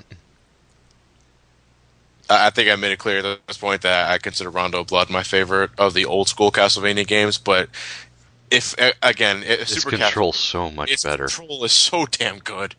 You know, it's not as fluid as say a la carte or any of the Metroidvania games, but it's still great for the What? old school series. And the fact that he's so versatile with his damn whip. You know, the It only makes problem. people say it makes it a bit too easy, but I don't care. It doesn't need to be ball-bustingly Be hard. hard. It's No. hard enough. You're Yeah. absolutely right. Yeah. Actually, no, I consider Super Castlevania 4 to be the easiest of the old Well, it is the easiest, but I think it's the most fair. Yes. That is very true. And it's not like it isn't hard. It's just easier. There's a difference. Yes. Mhm. But the reason why I prefer Rondo of Blood over Super Castlevania 4 so much is because I think Rondo of Blood has better stages, and I love the fact that you can switch between either Richter and Maria. Yeah, but Maria makes the game easier than Super Castlevania 4. No, not really. Double she jump. makes the game significantly easier, yes, but I really like the whole character switching from Castlevania 3, and Castlevania 4 gets rid of that. Now, granted, Simon's pretty much the only character you need in that game, but it's still something that I liked from Castlevania 3, and Rondo of Blood brought it back. I suppose. And- But if I play any Castlevania game at any point, it's this one. Yeah. If Me it's too. not Rondo of Blood, it is this game. Yes, I agree. Or the original. So good. It is a very good game. Very, very good game. Thanks, Best Dracula theme in the entire series. For a launch Super Nintendo game, also a great soundtrack. Was it a launch? Close enough. It was 91. 91, yeah, you're right. Da, da, da, da, Da, da, da, da, da, da, da, da, da, da. I feel like the Forest of Monsters theme gets overlooked a whole lot, too. The Forest theme? Yeah, the second level. I'm remembering the soundtrack in my head, but I'll listen to it later. Number 26 is Beyond Good and Evil. This is one of those that I keep hearing about, but I just never had the motivation to go out and get. People are still waiting for a sequel. Didn't they announce one? Sort of. Well, I thought it was already released. No. What type of game was this? It's kind of your general adventure game, I think. Hold on, now I need to do my own research. Whenever someone puts together a list of overlooked gems, including us, Beyond Good and Evil invariably appears near the top. What about Perhaps Psychonauts? because of that, this wonderful game has gradually garnered the recognition it deserves, to the extent that a sequel no longer seems like an impossibility. So, Okay, hold what an announcement. on. Hold on. It says that a sequel Beyond Good and Evil 2 is currently in development. The full HD remastered version of the game was released on Xbox Live Arcade and PlayStation Network. That's probably what I was thinking of. Yeah. Hold on, let's see. In 2011, it was revealed that the team working on it took a break to work on Rayman Origins. So it's a good team. You can tell that. They make good games. I'm just trying to see what type of game it actually is. I think it's just an action-adventure game. Yeah, I'm looking at the screen cap here the magazine offers, and there's this little setup in the top left that kind of reminds me of Zelda. Mm-hmm. With the hearts? There's hearts and there's like button inputs, like similar to Ocarina of Time or Wind Waker. But I never played the game myself, so I can't really say anything about it. Yeah, so moving on to number 25, Link's Awakening DX for the Game Boy Color. This is just like a better version of the first one, right? Mm-hmm. Yes. I think to this day, still considered the best portable Zelda game. Generally. It's a flying whale! What the hell? Wait, would Aquaman be excited about it if it doesn't actually live in water? It's still a whale, though. Yeah, but it doesn't live in water. It doesn't count. It's still a whale. It's a whale. But it doesn't count. It's not in water. I was actually intrigued by this game by the cover alone, because the cover reminded me of a lot of Link to the Past. Well, it's the same Link. Is it? Is it? Yes. Oh, that's right. He's right. I'm thinking back to the Zelda Historia now. It's the the same- Hyrule it's the- Historia. it's the same Link. Yeah, it's the same Link. Yeah, maybe that could be a reason why, but Does it take place before or after? I think it's after A Link to the Past. But I actually downloaded the game off the Ambassador Pro. Wasn't the Ambassador? No, it wasn't the Ambassador Virtual program. Console. It was on the Virtual Console there, and I downloaded it and I started playing it, and I played it more than I did like Oracle of Ages or Seasons or Phantom Hourglass. So that's a good sign. Yeah. But it kind of just fell into the back burner for me. Mm-hmm. Yeah, moving on to number 24, Mario & Luigi Superstar Saga. Yeah, this is my favorite of the Mario and Luigi games. Yep, by far. I need to play it. I think it was just Partners in Time left a really bad impression with me, so I kind of didn't want to play the other games. It's odd because I sort of tried it a couple of times, but I always got distracted and never finished it. Give it another shot whenever you get a chance. Really, Yeah, I 'cause know. I just remember Partners in being. Time is just boring. Now, I just remember being intrigued by it at the time because they actually bothered to put Luigi in the title. Yeah. Well, I will admit that the game definitely has charm, especially since I think that they get the characterization of both Mario and Luigi very good. Because I think like Mario's normally a boring character, but they do sort of have this like he's always really annoyed with Luigi. So I feel like it's one of the only times he actually does have some character to him. Yeah, that's odd when you put it that way because Mario by himself is a fucking cardboard box, but combined with Luigi, he becomes The straight enjoyable. man. He becomes the straight man. Yes, and to me, that's better personality than he already has. Yeah. Anyway, number 23 is Castlevania: Dawn of Sorrow.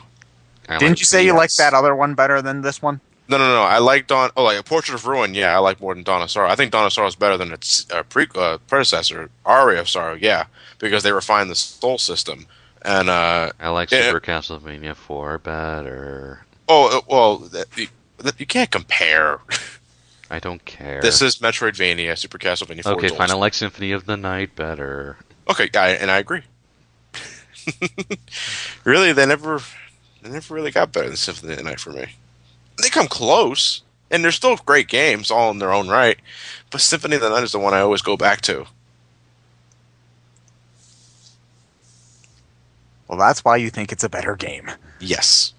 So moving on to number 22, Super Mario Brothers 2. USA or is it Lost Levels? Doki Doki Panic. It's Doki Doki Panic. Yeah, you're right. Not this high up. No, not I've played an awful lot of Mario 2 because I had version? the advanced version. It's the same game. Yeah, I know, but it's just I have a lot of connection with this one. I probably have more of a like personal connection with this than any other 2D Mario game.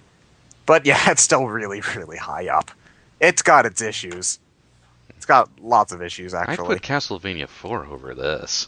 I'd put Rayman Origins over this. Yeah. You put Rayman Origins over everything. No, Well, not every- even I'd put Rayman Origins over Mario 2. Yeah, I haven't played Rayman Origins, but I probably think I agree. So It's great. Just do it. Bite the bullet and play the 360 version you already own. no, you don't have a 360, so you don't know how awful the D-pad is. I have a 360 controller right here that I use for Steam games. Yeah, Do you use the D-pad or the analog stick? when I can the analog stick. Yeah, There see, you go. Thank you. Number 21, Super Street Fighter 2 Turbo Hyper Fighting HD Remix Turbo Arcade Champion Edition DX. That one Street Fighter game. Just whatever version you. Isn't this like the third version of Street Fighter? Just say 2 Street this Fighter list? 2. Everybody knows what you're talking about. Yeah, but isn't this like the third version of the same game on this damn list? Pretty much. No. Well, is it? We had I Super think Street so. Fighter. We had Super Street Fighter 2 already. Hold on, Fighter II. Hold on, one. Okay, 1, 2. Okay, it's the second version of the same game. Yeah, the only reason why I think this is higher up on the list is because, well, besides, yeah, it's still redundant no matter what, but there was a significant change from the original Street Fighter 2 version that we got in the Super Nintendo and Turbo. Turbo not only allowed you to play as the boss characters that you could only fight in the original, Akuma. but no. That was Super Street Fighter 2 Oh. Turbo. I'm talking. All right, the first version of Street Fighter we ever got, Street Fighter 2 we ever got was, it was simply called Street Fighter 2: The World Warriors. And then I'm not sure how long it took for Turbo to come out, but when Turbo first came out, not only did it allow us to play as the boss characters, Sagat, Balrog, Vega, and Bison, but they also had a speed up feature. You can crank up the game's speed to ridiculous amounts, and it made for an incredibly fast-paced fighting game. And that's pretty much like imagine the speed of your typical Marvel vs. Capcom game nowadays. That's the speed you can get back in Turbo, and back then that was considered amazing.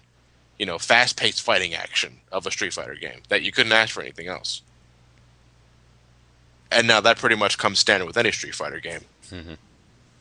But yeah, back then, this is the version everyone was playing, Turbo. You didn't go back to the original on the SNES because it felt so clunky, and it is. And Super Street Fighter added more characters to the mix, but Turbo left a bigger impact, which is why it's probably so high up on the list. Mm-hmm. So now underneath this, before we get to number 20, is the top 5 most influential games they have. Number 5 is Super Mario 64, understandable. It basically invented a. Well, because the Lakitu's holding a video camera, that's why we call camera control. True. So number 4 is Street Fighter 2, The World Warrior. Well, that pretty much Yes. invented modern fighting games, so yes. Comboing is a glitch. It is? Yes. Yeah, it is. They just ran with it. Number 3, Dragon Warrior. A slime appeared. Dragon Warrior pretty much made console RPGs, so yes. Number 2, Legend of Zelda 1. Non-linear gameplay. It's pretty. I don't Ted, like it, but yes, I agree. We all know, Ted. Yes. It's on the list, so I'll get to rant again. And number 1 is the original Super Mario Brothers, because everyone on the fucking planet has played that game. It was the highest selling game before Wii Sports came out. Fuck Wii Sports. Wii Sports has sold twice as many copies as Super Mario Brothers. Fuck Wii I Sports. still have a hard time believing that. Wii Sports 80 million, Super Mario Brothers 40 million, I can't believe that. and Mario Brothers is number 2. Well, you would think Pokemon would beat that, but no. I think I think Pokemon's third up. Yeah. Hold on. I need to take. Well, if you add red, blue, and yellow together, hold on. Pokemon Red, Blue sale. Hold on. Pokemon Red, Blue sales. Pokemon video game sales data. Pokemon Red, Blue, and Green is 20 million. Hold on. Yellow is 8 million. So okay, that's not even 30 million. As a series, it's probably sold more. Well, number 20, Ted, you want to take it from here? Paper Mario: The Thousand Year Door.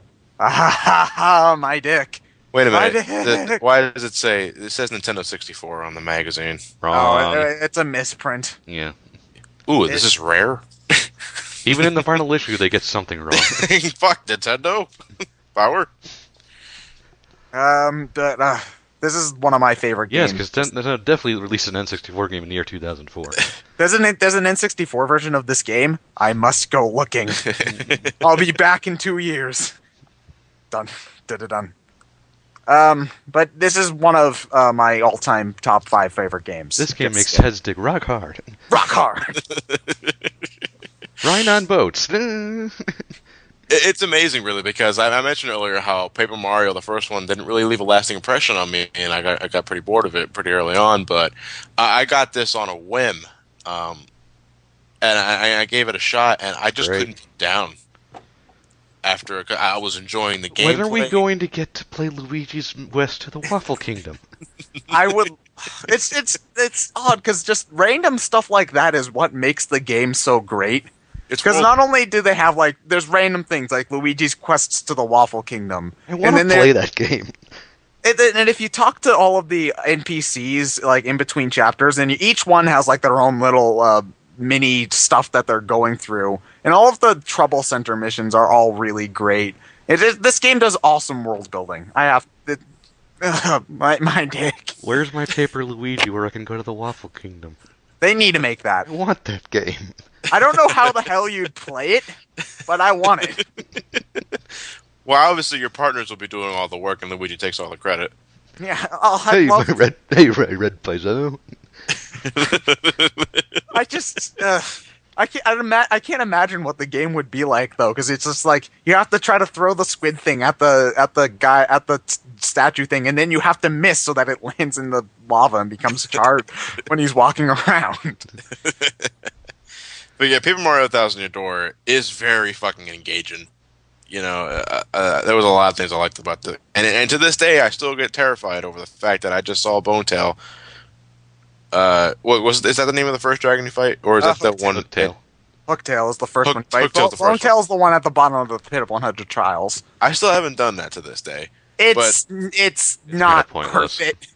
The badge you get for beating Pit of 100 Trials sucks. It's bragging rights. It's basically bragging rights. But the fact that I saw Hooktail just leave the stage and eat the audience members just to regain itself, oh my god!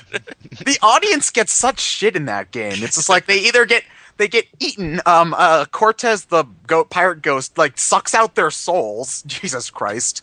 And the Shadow Queen assimilates them, don't they? The Shadow Queen assimilates. Yeah, she assimilates them for full health.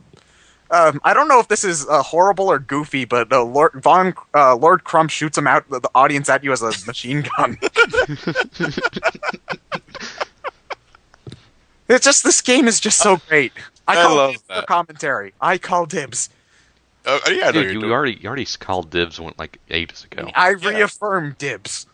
Go right ahead. Dibs, fine. Go right ahead. Well, we need a commentator for Paper Mario 1 before I even think about doing 2. All right. I know. Fine. I still need to play Sticker Star. Yeah. I hear very mixed things about Sticker Star. I need to see for myself. So moving on to number 19. This game makes my dick rock hard. Chrono Trigger. Chrono Trigger. Right on airships. Traveling through time. Woo-loo-loo. I really did like Chrono Trigger 2, though. This is also a fantastic game. I'm not programmed to love.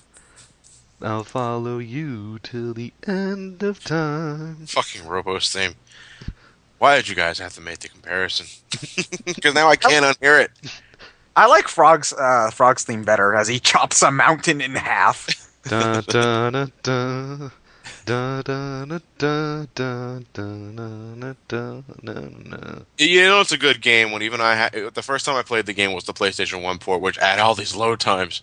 But it was still a fantastic adventure I had, and yes, I went back. It's my favorite RPG of all time. I went back to an emulator, played the Super Nintendo version. I got the DS version, which I think is the best version of the game. Yes, and it's great stuff, very good stuff. It's pretty much everything I'm looking for in an RPG. It's just really, it's a really fun game. You should definitely give it a shot. So why is Mario 3D land higher than this? To be fair, I've grown on 3D Land a bit. But that's just because you played New Mario 2. True. Completely true. That's pretty much the only reason. the overworld theme grown on me because when I first heard that theme song in the trailers, I couldn't stand it. Oh, I liked it from the moment I heard it the first time. No, I was pretty on and off with it, but I played the game. The only thing that bugs me is that it's basically the same. It's a very it's the same chord and tempo. It's the same background chord and tempo as Super Mario 64's theme. Like, listen to them at the same time; they're eerily similar. Yeah, you're actually right. I'm doing it in my head right now. You're right. Yeah, it's a good game. Don't get me wrong. I just think it's a bit too short and easy for its own good. It doesn't take risks. No. No, it really doesn't. As far as 3D games go, I think it plays just fine. I just think that after Galaxy 1 and Galaxy 2, anything's going to be a letdown. Yeah. So I'm just sort of hoping for the next game they make to be really good. Number 17 is Metroid Prime. I think this is too low. Compared to the other games, look at the page. Yeah, I'll play Metroid Prime for playing any of these games. What? All of them? Yes. Well, maybe not Mario 64, but I'll play before Mario 64 without a doubt. Well, again, they're two very different games, so it just kind of depends on my mood. But yeah, but Metroid Prime, I consider one of the top 2 or 3 games from all of the last console generation, from the console generation it came from. There's nothing else I can really say because we're getting ready to commentate over this game soon anyway. Well, if you'd record more of it. Well, excuse me for having a life. You don't have a life. He's getting to it. I know, but it's fun to make fun of stuff. Yeah. So when's that 21st anniversary animation going to be done, John? That doesn't apply anymore. Or does it? This is my favorite Metroid game of all time, and I think it again. Top two or three, easily in the top 3 games from the GameCube, PS2, Xbox era. Compared to everything else I have, yeah, it's my favorite GameCube game next to Melee. I think I'll play Melee more just because it's a more pick up and play game. But I think it's the best GameCube game. Yeah, I'm looking at my GameCube library, and the only things that come close to Prime is Melee, Resident Evil 4. Yeah. And I think Prime is still the better game though. No, actually I'll play Resident Evil 4 more than Prime, but Prime I still love the fuck out of. Prime does so many things right. Yes, it really does. It transitioned from 2D to 3D perfectly. And it only did it once. Well, 3 is good. Prime 2 has its own. They're not bad games. I'm not gonna, as much as as negative as I sounded during the Prime 2 review, Prime 2 is still a fun game in its own right. I just don't think it just doesn't compare to Prime 1. And Prime 3, while better than Prime 2, yes, the way it's structured, I'm not much of a fan of because I love in Prime 1 it's not exactly that non-linear in Prime 1, but you could bend the rules. You could manipulate things. And to me, that's what makes it part of a Metroid experience. Prime 3... I never really got that, because basically in order to bend the rules and to sequence break, you have to break the game. You have to do things that the developer doesn't want you to do. And if you can break the game that easily, I don't think that's really good game design. I think that... But that's the thing, though. You don't have to do that to enjoy the game. But the thing is, though, I think that adds more to its charm. I don't know. It's so wide open and exploratory, you can find think ways to screw around with it. I don't... I think that's just something I'm going to disagree with. That's what makes Prime 1 so good, though. You don't have to do that. You can do that if you want to, but you don't have to. Prime 1 is still a fantastic game, even if you decide to play by the rules. I still remember watching in 2001 when they revealed the game on a site called, I think, Planet GameCube, because they couldn't stream it. They just showed videos of reactions. So these guys at E3 showed the crowd reaction. I think next to Twilight Princess reveal, this had the Metroid Prime reveal where they first showed Samus riding up in her ship and then popping out on the top, had the biggest reaction I've ever seen in a game.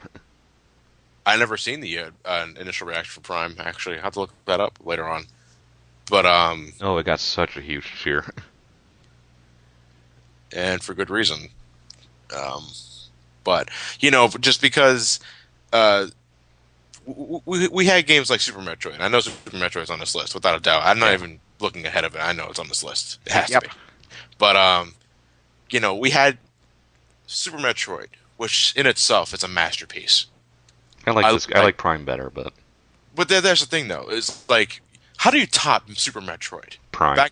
Back in '94, the mindset in the mid '90s. How do you top something like that? Even then, bringing it into 3D, that can't be done.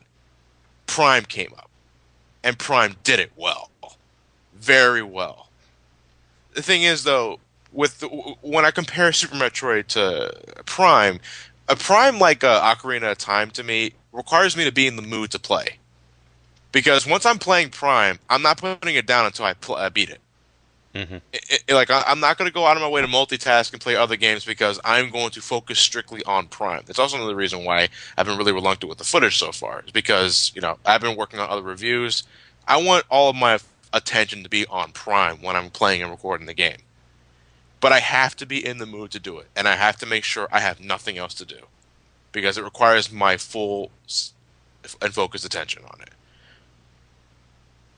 But I like it better than Super Metroid, but and I can understand why. yeah, I just find Super Metroid a bit too dickish with shoot this random platform that you had no idea you could shoot for a missile expansion or things like that. I feel Metroid Prime is a bit more organic in how you get everything.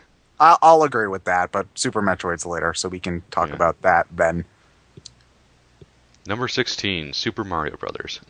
Yeah. I still enjoy the game. I enjoy the game too, but I don't think it's nearly this. This should be nearly this. It's only this high because of how influential it was. Yeah, I get that, but I'd still play Metroid Prime or probably even 3D Land or Chrono Trigger or Paper Mario or Castlevania 4 or a whole lot of other games before this. I suppose. I would maybe, but this thing, Super Mario Bros. Is still very, very easy to pick up and play. Yeah. I will say that, yes. It's the first game I got on the Virtual Console. Yeah. Well, of course it was. It was the first game I got on the Virtual Console. It's the first game anybody would ever get on the Virtual Console, because it's fucking Mario. Actually, I think out of all of the NES Marios, this is probably the one I like the best. No, I think Mario 3 beats it. Yeah, I think I like Mario 3 a bit more than 1. But I don't know, something about Mario. But like I said, with all the new Marios just blatantly rehashing 3's quality is just diminished to me. But we'll get to 3. I'm assuming 3's further up on here, so... Yes, it is. Okay, so we'll get to 3 when we get to it. Number 15 is Galaxy 2, which I like more than Galaxy 1, but... No, wrong.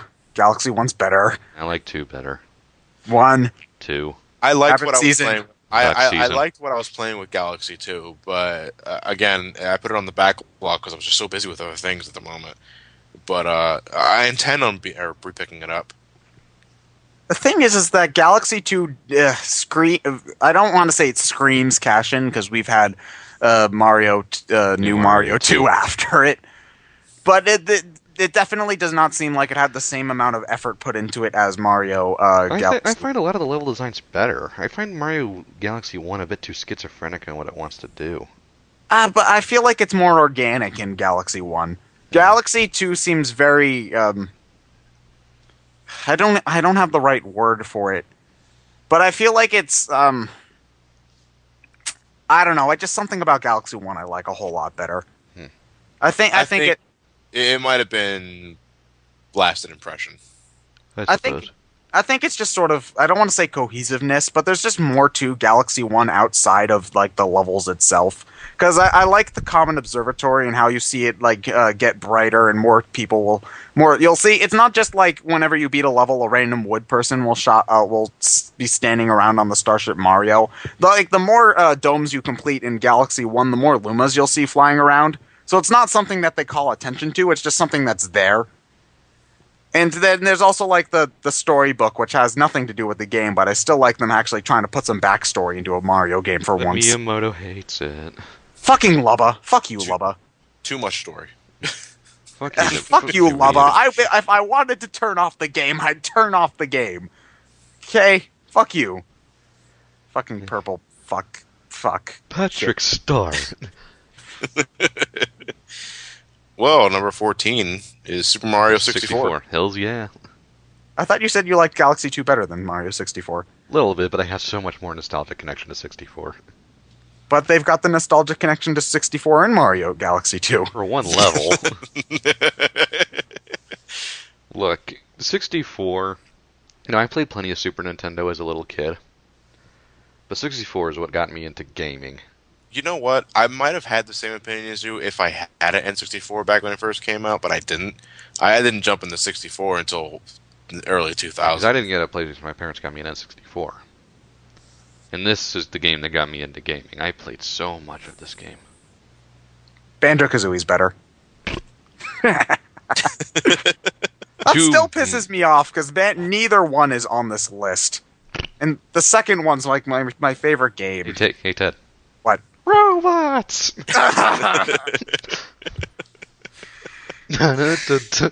Such a violent reaction. Fuck that plot twist, man. But Super Mario 64 it's still even though I was really late. It's aged. Don't get me I was wrong. late to the party. I will completely admit that it's aged. I'll play it more than Sunshine. For the first real 3D game Nintendo ever made, it's amazing. It's a good game. I enjoy it. I mostly played the DS port because I didn't have I didn't have the game on N64. To be fair, I like the DS game more now that I have the 3DS and the analog stick. But yes, yeah. And it adds so much more. But it's still a little awkward holding. You have to hold down and run button to move fast. That's something I actually really didn't like about 3D Land. It's like if I have a control stick, I want to just push the control stick to run. Yeah. But it's a good game. I just think that I can excuse it because it was pretty much the first one. But the platforming's just a little bit too bare for me. But it's still a good game. Number 13, Elite Beat Agents. Quirky, I played the fuck out of this game when I first got it. Quirky Japanese Squad Go. I do love the Mega 64 video of this, though. I never seen the Mega 64. They just dress up as the characters and start dancing randomly in public. I think like the final stage of this is Jumpin' Jack Flash, which I love the cover version they play in this game. But like the whole you advance a story as you go through the separate stages of the song itself. I love that, and it just grabbed me in. And it reminds me of Parappa in that regard. Yeah, in a sense, I think it's better than Parappa. Well, yes. But... Yeah, but other than that, though, it's actually one of the first DS games I ever got. Besides, actually, in terms of the DS games I owned, firstly, I owned Sonic Rush. I think Sonic Rush was the first ever DS game I owned. Then I got looking at my game list. Castlevania: Dawn of Sorrow. Then after that, I got Elite Beat Agents. And because money was limited at that time, I pretty much just had to make the most of what I got. But Elite Beat Agents ended up being a really good time killer. Mm-hmm. So yeah, I would definitely recommend it. It's if you're into rhythm games to begin with, though, I will say you will need to be a fan of rhythm games to begin with to really. I don't even like rhythm games, and I found this enjoyable. Oh well, then fuck what I said and get it anyway. Quirky Japanese Squad Go. Agents are go. Okay, before we get to number 12, there's a top 5 endings. Number 5, Klonoa. With my dying breath, I curse you, foe. We took a shit all over that ending. Yeah, we did. I don't care. We really did. I still love Owl's Brokeback Mountain reference. Yeah. UFO, I wish I knew how to quit you. Oh, man. Number 4 is Silent Hill Shattered Memories. We called it. Yeah, I did. Number 3 is 9 Hours, 9 Persons, 9 Doors. Which one? There's like 12 different endings. Or 9, actually, I'm pretty sure. The first ending I got was bullshit, because I think that I was looking at an ending map for 9 Hours, 9 Person, 9 Doors, and everything I did would have unlocked the best ending, so I would have gotten on my first try. But the thing is that you have to unlock a certain amount of endings before you can see the real one, so I just kind of got screwed over. So, So to answer your question, yes. sure, whatever. Number 2, Number Professor 2. Layton and the Unwound Future. Oh, you totally should have fucked with Ted and said the first one.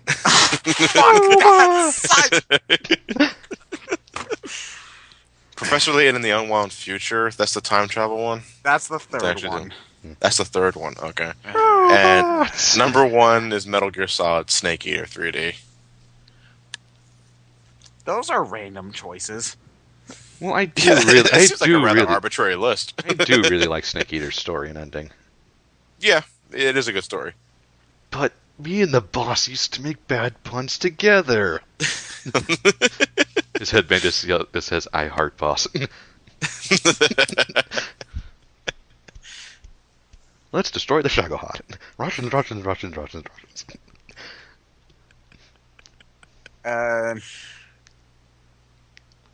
Number 12 is Legend of Zelda NES. We know how you feel, Ted. So, did you ever find your way to Dungeon 3? Fuck you! Ted, that is your Storm Eagle. I didn't get lost, though!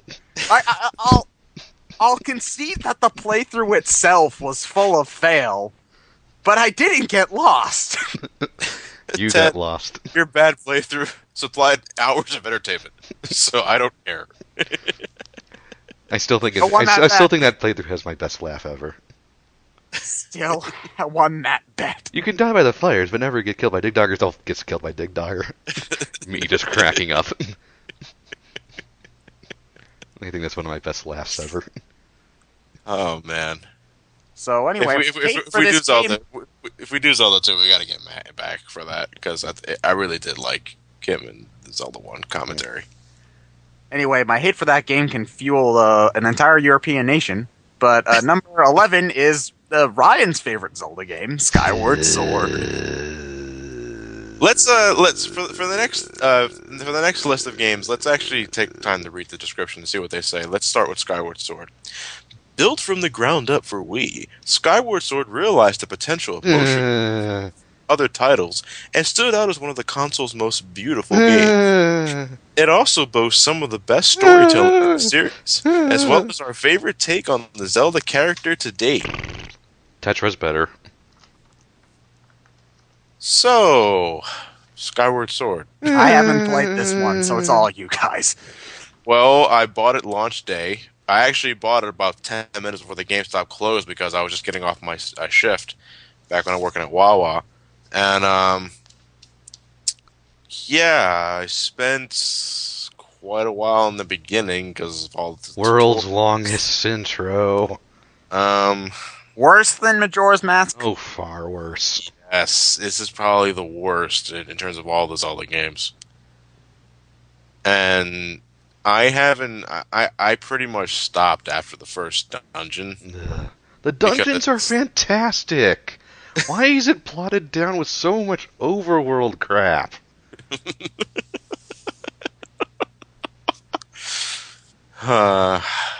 One day I will go out of my way to beat it because I play Twilight Princess. I think I need a guide. Him sucks as a villain. Fee is uninteresting. Everyone Isn't says Fee just like Spock but without the charm? yes. Yeah. And everyone says, "Oh, Groose is an interesting character because he grows." No, he fucking doesn't. He just stops being a dick. Hey! He's just I think I'm gonna call you Stink. It's Groose and his gang of bullies. Where did I go wrong? Hi there, Link. Or should I say, Stink? Oh. Why don't you stop picking on him, you bullies? Oh, are you his girlfriend?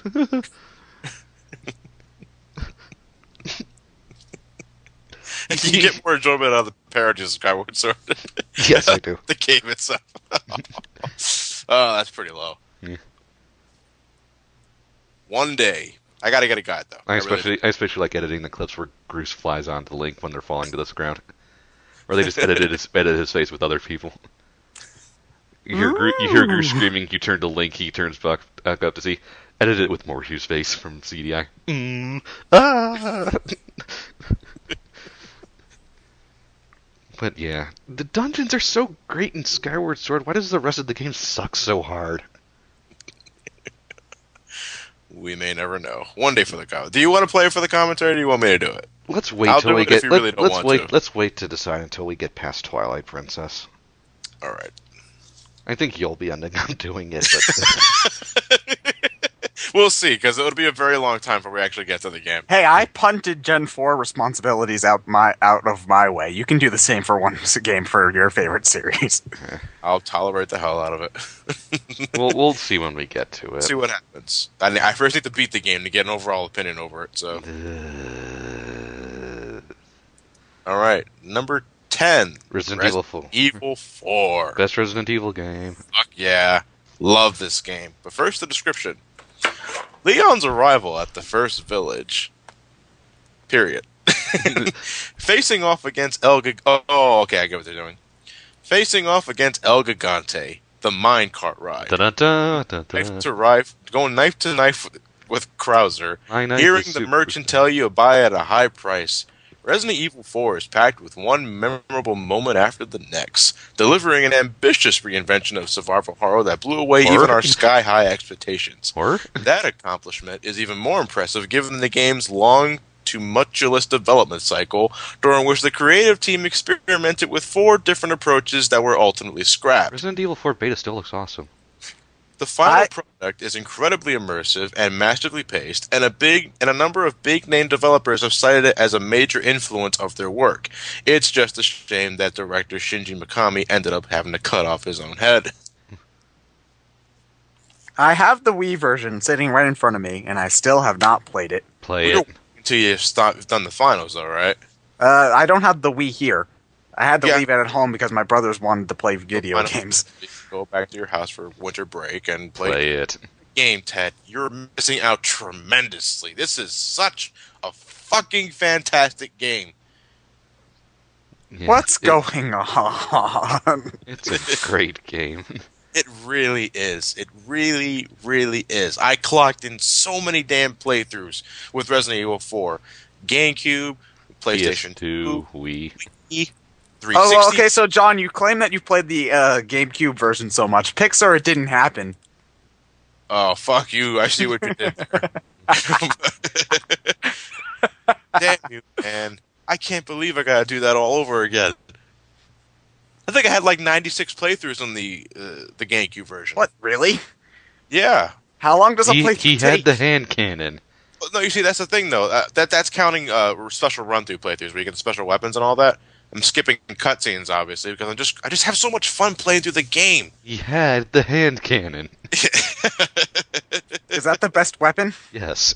Well, the hand cannon is the most powerful. I wouldn't say it's the most logical to use. I prefer. I still love using it, though. I love using it for bosses. One shot kills everything. But the laser beats it out. Yes. Wii version. But it's such a good game. play the game. I'm not even talking to Ted at this point. Just talking to you, listening. It's you, down that, Steve. Put down that Snickers bar, George. And play Resident Evil 4. I don't care Fuck you, colorblind Jeff. I don't even care if you're a yeah, that guy actually exists. According to the comments. But, you know, I wasn't a fan of Resident Evil to begin with. I was at least familiar with the series. And then 4 opened my eyes with the game that plays nothing like the old school games. But it turned me into a Resident Evil fan. It made me want to go back and play the other games. If a game could do that, it's fucking amazing. You know, Symphony of the Night did that to me with the Castlevania games. Resident Evil did it for me with the Resident Evil games. Resident Evil 4 kicks fucking ass. Play it! Yeah. Number 9 is Wind Waker. Ryan, you want to read the description? The wonderful thing about Tiggers... no. The wonderful thing about the Legend of Zelda games is that they start small and unfold into something grand. The Wind Waker exemplifies this better than many of its siblings. What starts off as a seemingly younger gamer skewing adventure due to its cartoony, cel-shaded visual style, I remember that reaction, concludes one of the most shocking moments in the entire franchise, in which, spoiler alert, Link finishes off Ganondorf by stabbing him through the forehead. Best finishing move ever Yes. in Zelda. Yeah. Mind you, Ocarina of Time comes kind of close, but Stabs in the mouth, not nowhere near as fun. to be fair, the game has aged really, really well. Well, I think like graphically, the cell shading ages better than blocky as fuck Ocarina of Time. There are just 3 things wrong with it that keep it from being as good as Ocarina of Time to me. One, it just has a much slower opening, and that's what between you have to start the cutscenes and then you have that stealth section before you even get to a dungeon, which just kind of bogs it down. Number 2, tingle. And more accurately, the Triforce Hunt. Yeah, and no, that's what I mean, just tingle in general. Yeah. Number 3, the Triforce Hunt. Oh, so it's 2 separate categories. Okay. Yeah. I thought you would say the sailing. That's what I hated the most. Okay, I'll include the Triforce with the tingle. 3, the sailing. Sailing. There's too much of it. That's the only thing I really hate about Wind. Yeah, besides the Triforce Hunt, obviously, because you got to pay so many fucking rupees just to get the location loaded on the map. But the sailing, ugh. I miss Hyrule Field. Okay, that bad? Yes. Yes. But the rest of the game is fantastic. Yes, the Wind Waker. When you're actually doing something besides sailing, it's a great game. I love it. I really do. Mm-hmm. I spent a lot of. I spent my entire summer of 2000 and I think it was 4 actually playing the game, getting everything out of it. I 100%ed it besides the pictograph. Fuck the pictograph. I don't like that side quest. And then I replayed the game again in my pajamas. So yeah, it's a great game. But I haven't replayed it in years. I've never actually completed a second playthrough because of the fucking Triforce. Never forget. I've played the game multiple times up to that point, but when I get to that side quest, I just turn it off. Because I know how the game ends. This is the ending, right? Well, because I have a save file after that at Ganon's Tower, so if I want to replay Ganon's Tower, I'll just load that up. But yeah, it's a solid Zelda game. Yes. Just bogged down by all that fucking water. World gets flooded, better Zora perspective. World gets flooded, better turn into birds.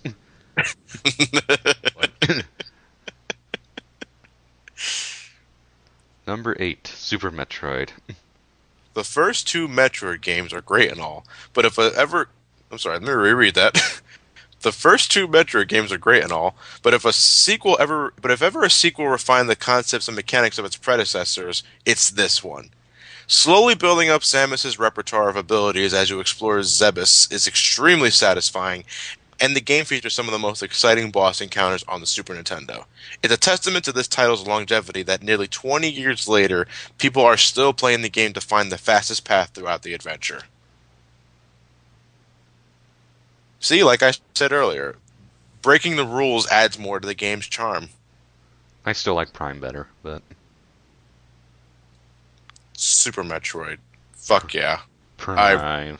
It's oh no, I'm not gonna no comparisons. I'm just talking about the game in general. Yeah.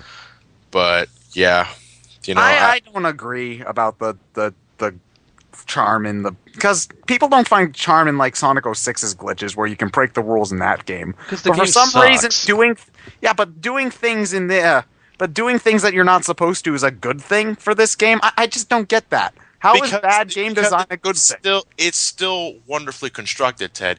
Granted, let's play the game naturally. It's still a very good game. Let's use your Sonic 06 example. Yeah, you can technically break the rules by purple gemming your way through everything, but that's boring as fuck. Speed running through Metroid is an entirely different experience of its own. It's like the wall jump in the original Mario Brothers. I don't see the. Ted, are you normally a speedrunner of any sort? I'm not really a speedrunner. I don't, because there's 2 ways that people can play this game. You can play it the way that the developers intended to play it, or you can break the game. If you play the game the way the developers intend you to play it, it's not really non-linear, because you have to get every single power-up in the same order. So in that case, it's not really non-linear. It's just as soon as you get a power-up, you just have no idea where the next one is. So you wander around a whole lot until you finally run into what you're supposed to look for. Now, if you're playing the game by breaking it, I don't see how a game where it's so easy to break the rules is a well-constructed game. If It's the not ga- a matter of whether or not it's well constructed. It's how much fun you have while doing it. But that doesn't make it. It's. I don't think Ted's ever really going to understand it, John. I don't. I can get where Ted's coming from, but in Metroid, that's what makes it Metroid to me. But being able to. Do you have a great time playing the game normally? Okay. Do you have a great time breaking the rules, or do you have fun being a loose cannon? Absolutely. That's a great Metroid game to me. I just don't have fun playing it normally because I don't know what to do. And it's not just like this is a puzzle and I'm stuck. It's okay, I got this power up in Criteria. I have to know to go all the way to Norfard and use it on this thing that I didn't be able to use it before. It's just one of those things where, okay, non-linear gameplay only works if there's some direction. Yeah, that's why I like Prime a bit better. I think Super Metroid's a bit too dickish with that. I'm very lucky to be part of that group that never had a problem with the non-linear design of Super No, I think Super Metroid's still a great game. I just think that's why I like Prime a bit more. But all the problems Ted's mentioning, I'd never had an issue with ever in Metroid. What? Never one. When was the first time you played Super Metroid? 94. 94? Okay, so how old were you? I was 7. Okay, so you've pretty much memorized the entire game ever since you were a young John. Ted, But we'll consider it this way, Ted. You have the Pokemon type balance chart and Carbon scored in your head. I have Smart Yeah, but 54 that all Carbon makes scored in my head. But the John Pokemon has type, all of Zeeb's Carbon scored into his yeah, head. but I don't think that's a good example though, because the Pokemon type balance chart, with some exceptions, makes logical sense. Like water puts out fire, fire burns grass. Do you have any idea how hard it is to punch a bird? Yeah, but it's just like the game. I wandered around. And there's just too much wandering around, hoping that you wander into the thing you're supposed to be looking for. It feels like the game is wasting my time, and I hate games that do that. And it's not that it's a bad. I clearly remember the first time I played Super Metroid, and I've had a blast from beginning to end. I never once had an issue with its design. And I know I don't like how the game controls either, because I just think that Samus is way too floaty. I prefer Zero Mission. Just fine. Mega Man Xing it. I prefer not Zero Mission. Yes, you see, your mind wants to tell you Super Metroid is good. It's not. It's not. I don't like it. I just don't have fun because there's just too much wandering about. Yeah. Well, we've already done a Let's Play on it, so. Yes. Meh, I say. Moving on to number 7 is Super Mario Bros. 3. With the world map, inventory screen, imaginative new power-ups, and scores of secrets to uncover, Super Mario Bros. 3 broke from the series' arcade action roots and expanded its breadth dramatically. Super Mario Bros. 3 also delivered some of the tightest and most challenging level design ever seen in a Mario game, by offering a deeper action experience than could be found in arcades and selling millions of copies for it. Super Mario Bros. 3 marked a turning point for not just the series, but in the entire gaming industry. On that, I'll agree. Yeah. Because, 3 just totally beats the first one by a buttload. I have more fun playing 1 than 3. Because one's just a shorter game. You just pick it up the problem I have with 3 is the difficulty spikes. The sporadic difficulty World spikes. 6. World 6 is the hardest world in the game, and it's not even the last world. And I think World 3 is harder than World 2. And no, I'm sorry. World 2 is harder than World 3. World 4 is harder than World 5. And it just keeps it's like a zigzagging motion that it throws me off. I don't like that. I like Mario 3 a lot, don't get me wrong, but since they've been bringing back the airships all over the place, and New Mario Brothers 1 and 2 and Wii just copied so much from 3, I just don't want to play 3 anymore. Yeah, it retroactively diminishes the quality of 3. Yeah. And I agree. I don't like that. It's like, I don't have a problem with 3, it's just that since they've been doing so much of it lately, I just don't want to play it. Still want Mario 3 to feel like Mario 3 and not New Super Mario's 0.5. Yeah. I just never. Maybe it's another one of those hype backlash things because Mario 3 is like the best Mario game ever, and I No, played and that's I just find no, that's just nothing special. no, that's just movie Bob. Fuck Movie Bob. Well, don't fuck Movie Bob. It's just sometimes you can tell when he's being biased, and when he's being biased, you just can't reason with him. Yeah, but then How again, long y'all is- did for Sweden. The Wizard, world's longest commercial, and god damn it, it worked. All right, so number 6 is Mega Man Number 2, 6, my favorite Mega Mega Man Man game. 2. Mega Man 2 is an almost perfect video game. A labor of love by the folks at Capcom, this sequel refines the action-packed weapon-swiping formula of its predecessor while adding numerous enhancements, such as a password system. The result is a game with brilliant level design, cool weapons, metal blades, distinctive bosses, pristine control, and some of the best graphics and music on the NES. And don't get us started on how cool the final battle is between Mega Man and Dr. Wily. The alien? Yeah. I don't think that's really cool. It's just sort of out there. It's not Well, really it's- all that hard either. Well, it's compared to the rest of the series, it's the most weird. It comes out of fucking nowhere. Alien? Really? I don't know. Mega Man 2 is a fine game. I just never could give a shit. I It's don't my know. favorite of the classic series. Yeah. That's about it, though. I'll listen to the Mega Man 2 album before I play Mega Man 2 the game. Has the most remixed track in video game history. I don't even think it's the best track in the game. But Dr. Wily 1's theme, right? Yeah, I don't think it's the best track in the game, though. Really? Yeah, I don't. I like most of the Robot Master themes better than that one. Alright, so I guess we'll move on to number 5, Super Mario World. Is there any sweeter experience as a game fan than bringing home a new Nintendo console and digging it into its Mario launch title? Super Mario World delighted new Super Nintendo owners by living up to its name and offering an entire world of delights to explore, with the vast overworld map and countless new game mechanics to have since become serious mainstays. It used the new effects of the Super Nintendo, things like transparency, scaling, and rotation, tastefully and impactfully, making it the perfect introduction to one of the greatest game machines ever made. Wholeheartedly agree, it's my favorite Mario game of all time.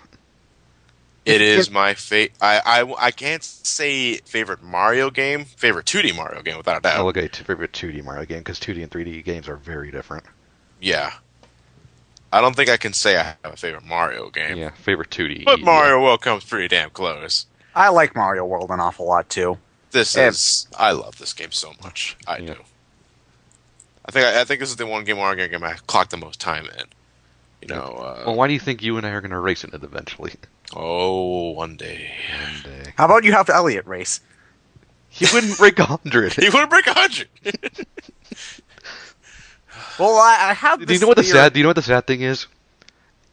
Elliot can do a straight shot, no secret exits, just getting to Bowser.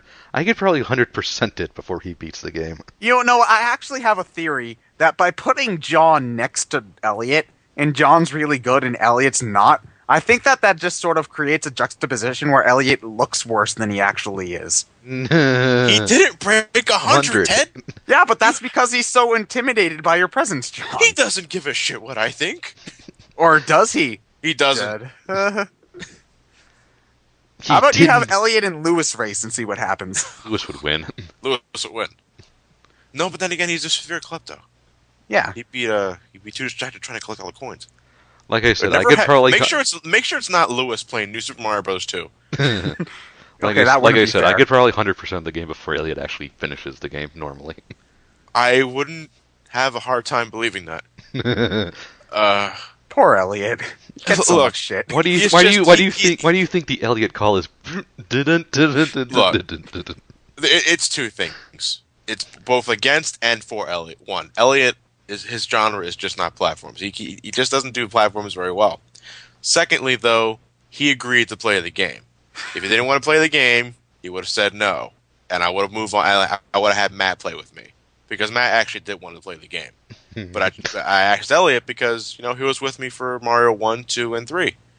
So I asked Elliot, Well, you didn't even let Elliot play Lost Levels. No. That's that. I wouldn't dare torture him. He couldn't beat 1-1. But I asked Elliot. Elliot said yes. So he knew what he was getting himself into. He It's his didn't break 100. I still I can't get over the fact that he at Special World, Star World 3, was it 4? He got He so was close to the right end. to the fucking tape, and then He he pulled veers back. left and falls into the pit. He had to have been doing it on purpose. That had to be on purpose. That had to be on fucking purpose. And he won. Damn it! He I won. reacted to it. If he was trying to get a reaction out of me, it worked because I could not believe what I was seeing. Right, before we But- go in, you still have anything to say about Mario World? I was just gonna say it's a fucking fantastic game. Yep. It's a launch title too. I can't believe that. Do you know what the sad thing is? Miyamoto doesn't really like it. No, not even that. Someone once asked Miyamoto if he could go back and have all the time in the world to develop any game, completely finish any game exactly the way he wanted. He said he would go back and finish Mario World because he feels What? the game is incomplete. What? George Lucas. No, but it's just that you think this game is incomplete. This game Really? is perfectly fine as it is. This game is fantastic, and it's a launch title, and you think it's rushed? Well, I think it's just because it's a launch title that he feels like, because the schedule must have been really, really cramped. So maybe it's just a miracle that it turned out as good as it did. No, So I can understand him wanting to have more time on it just because the schedule must have been cramped as shit. Maybe not. Because Mario 3 came out in 90. 88 in Japan. Yeah. Which was, when did Lost Levels come out? 87. Lost Levels came out in 87. Well, then again, I don't think Miyamoto had a whole lot. They didn't have to do a whole lot for Lost Levels, though. No. Sure. they didn't- Lost they- Levels was just a level pack. Yes. But, yeah.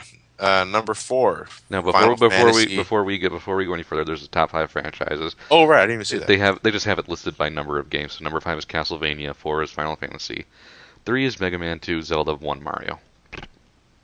No shit. Yeah. What, by number of games, or which one's best? Number of games on the list. Number of games Oh. on the Nintendo console. Yeah. No shit. Okay, so number 4, Johnny, Final Fantasy 6. And of course, the picture they have is of the opera scene. Why? It's always the opera scene. Well, I can didn't understand. find it all that. No, I know. I'm right with you. Because I like the opera scene as much as the next guy, but it's not the defining moment to me. But No, let me- no, no. You do realize that if we had read every single description for all of these games, we would only be at like number 100 by now. Yeah, that's why we're only saving it for last. Stunning graphics, a beautiful soundtrack, and a large and memorable cast made Final Fantasy VI, then known as Final Fantasy III, the franchise's finest moment on the Nintendo platform. This was one of the first RPGs to attempt to tell a story through playable set pieces instead of dialogue and moving sprites alone. What about And Chrono Legions- Trigger? And Legions, This came first. this came first. God damn it. And legions of RPG fans remember the game's iconic opera house and ghost train segments to this day. Saban motherfucking suplexed it. Yeah. This was a pivotal point in the Final Fantasy series' evolution from being focused on gameplay and exploration to being focused on storytelling. I think 4 did a better job, though. Yeah. Many fans feel Final Fantasy VI was the last game to strike a good balance between the two. 9. Well, on the Nintendo console. 9. Yeah, it'll get a 3DS port eventually. But Nintendo Power won't be around to review it. No. This is like the fourth time we talk about this game with the number of lists we've done. Number of listeners, our own LP of it. Yeah, it's like there's nothing else much I need to say. There really Okay. isn't. Okay, we'll just put intermission here. What do you think, Right. Pretzel Bag? Fascinating. Very interesting. Brings me to tears every time. Yeah. So anyway, number 3 is Galaxy 1. The better one. Eh. Eh. It's a given that Mario games are great. Peruse this list and you'll find plentiful examples of this fact, and you'll see that Super Mario Galaxy stands atop them all. The reasons Manifold. The jaw-dropping visuals illustrate the graphical abilities of the Wii console. It looks better than Skyward Sword. Rock-style controls make exploring the Galaxy a joy, and Rosalina's storybook sequences give you an intriguing, compelling reason to keep playing. Fuck you, Miyamoto. We like story. These qualities make Super Mario Galaxy a gaming masterpiece. Out of all of the platformer Mario games, this is probably my favorite. No, not probably. This is definitely my favorite. It's my favorite 3D one. I like 2 a bit more. I just do. But I'm only saying that because I haven't finished 2. I'm pretty sure I like 2 more than 1. But before 2 came out, this was definitely my favorite 3D Mario game. I love. It looks great. It's one of the few Wii games that looks really good. Yes, it really does, and it still looks good to this day. Well, actually, playing it on the Wii U with a 1080p HDMI kind of the upscaling doesn't really help it a whole lot. No. But for the time being, like there was when I first played 64, I played quite a number of it in one go, and then I kind of stopped that when I got to like 113 stars, and then like maybe a few months later, I went back and got the other 7 stars. Sunshine, kind of the same thing. It took me an entire summer to Sunshine complete just drains on you after a while. Yeah, I even had the guide with that game, and it was pretty damn draining. Of course, Sunshine it's an overall more difficult game. I don't want to say it's more difficult. It just takes more out of you. Chuckster. That's not difficult. That's just annoying. Have a nice chucking day. Nice chucking day. But Galaxy was perfect to me in terms of going from point A to point B, getting the shine. I was going to call them shine sprites, giving them the power stars, the grand stars, the levels, all that. Oh, that reminds me about the grand star. Someone said this always. I think it was on Reddit. Someone posted this always kind of annoyed me. It showed a picture of the Grand Mario holding the Grand Star, and underneath it shows Gimli. It only counts as one. Very true. But let's put it this way. I think I've made it clear that I hate 2 things in platformers: anti-gravity and ice gimmicks. I have Galaxy no has both of problem. them. I have no problem with Galaxy. Galaxy is a very well-crafted and constructed game. When we suggested this race for the race with Antom, I had no problem with it. Because I love Galaxy. I really do. I like Mario World more, but I like Galaxy for its own merits, and I think it's a really fun title as a result. Mm-hmm. It just needs Yoshi. Well, then they could go play Galaxy 2. Yeah. I don't think Yoshi was really all that special in Galaxy 2. I like Yoshi in Galaxy 2. He was okay. And fucking Sunshine. Yeah. Well, he doesn't have a... Actually, can Yoshi go in water in Galaxy 2? Yes. He can He can? swim. He can. I don't remember ever being able to swim with Yoshi in Galaxy 2. Mario Sunshine themed one. Well, yeah, I know, but I don't remember Yoshi ever being in a position where you can go in water in Galaxy 2, though. Yeah, you can. In that one, Beach Bowl. Oh. Right, Beach Bowl was a Galaxy 1 level. Whatever the Sunshine themed level in Galaxy 2 was, you could swim as Yoshi. I don't remember. It's been a while. You can. Trust me, you can. Whatever. Now, Before we go back to Galaxy 2. Now, before we go any further, I just want to make a quick note on the by the numbers publishers thing on here. Obviously, Nintendo is number 1, Capcom number 2. Sega is number 4. I find that incredibly ironic. Why? Because there's only 2 Sonic games? Well, there's only 2 Sonic games, but Sega is 4th most best game publisher on a Nintendo console. By the numbers, yeah. Well, after they're tied to Square, after but Sega became third party, most of the Sonic games were released on Nintendo platforms. Yeah. And if not Sonic, then most of Sega's new IPs were GameCube games, or at least Game Boy Advance. Yeah. Again, I just look at that and find that really ironic. It is weird, yes. What was number 5 and number 3? Number 3 is Konami, and 5 is technically tied for 4 with Sega, which is Square. Square? Yeah. Oh, yes. But Square Enix or just Square? Squaresoft / So Enix / Square Square, Enix. it's a merger, yes. Squaresoft, Square Enix, yeah. Okay, Anyway, so Johnny, want to go to number 2? I will handle number 2 with Supreme. Oh, okay, I see what number 1 is. Never mind. Number 2 is The Legend of Zelda: A Link to the Past. The Legend of Zelda: A Link to the Past introduced dozens of series mainstays: the hookshot, the ocarina, heart pieces. The ocarina does fucking nothing in the game. But it introduced it. But it is perhaps more memorable for the degree to which it perfected the satisfying formula of the Zelda series. The game nailed the balance between open-world exploration and scripted storytelling, between familiarity and freshness, and between satisfying challenge and well-paced progression. Its innovative light world and dark world concept was one of the most imaginative hooks to a video game ever. And That's why they've used it 12 times. And it's still being imitated to this day. By the own same goddamn suits.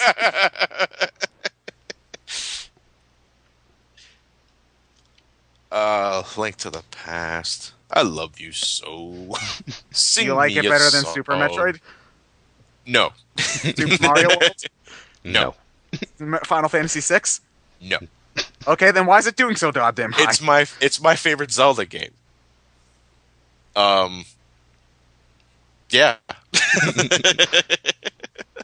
I'm really not that big of a Zelda guy to begin with, but I love A Link to the Past. If I'm going to go back and play Zelda games, I'm most likely going to go back to A Link to the Past first before I play anything else.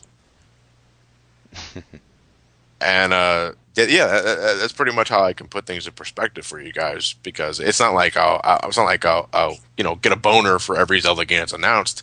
I'll be kind of excited, mind you, because I still went out of my way to buy Twilight Princess when it came out, and I went and bought Skyward Sword launch day. But if I'm going to go back and play a Zelda game for the hell of it from front to end, then it'll most likely be A Link to the Past, and pretty soon that's becoming Majora's Mask. Wait, really? But yeah, Majora's Mask is just much shorter. Majora's Mask to me has two things going for it. Yeah, it's shorter than your average 3D Zelda game. I think Link to the Past is pretty short in itself. And because it's mostly just go here, go here, go here, go here, done. And Majora's Mask also, because of its structure, is very easy to know where to go once you've done it already.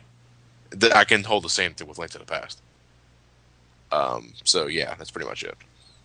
But I can't wait till we get to this game for the channel, and I can't wait till we do it for the Let's Play channel, because I know Matt loves this game. Well, John, we're just waiting on you to record it for the channel. Well, I gotta record Prime first. Yes. Don't you have something other to do than Prime after that? But that should be the crossover game.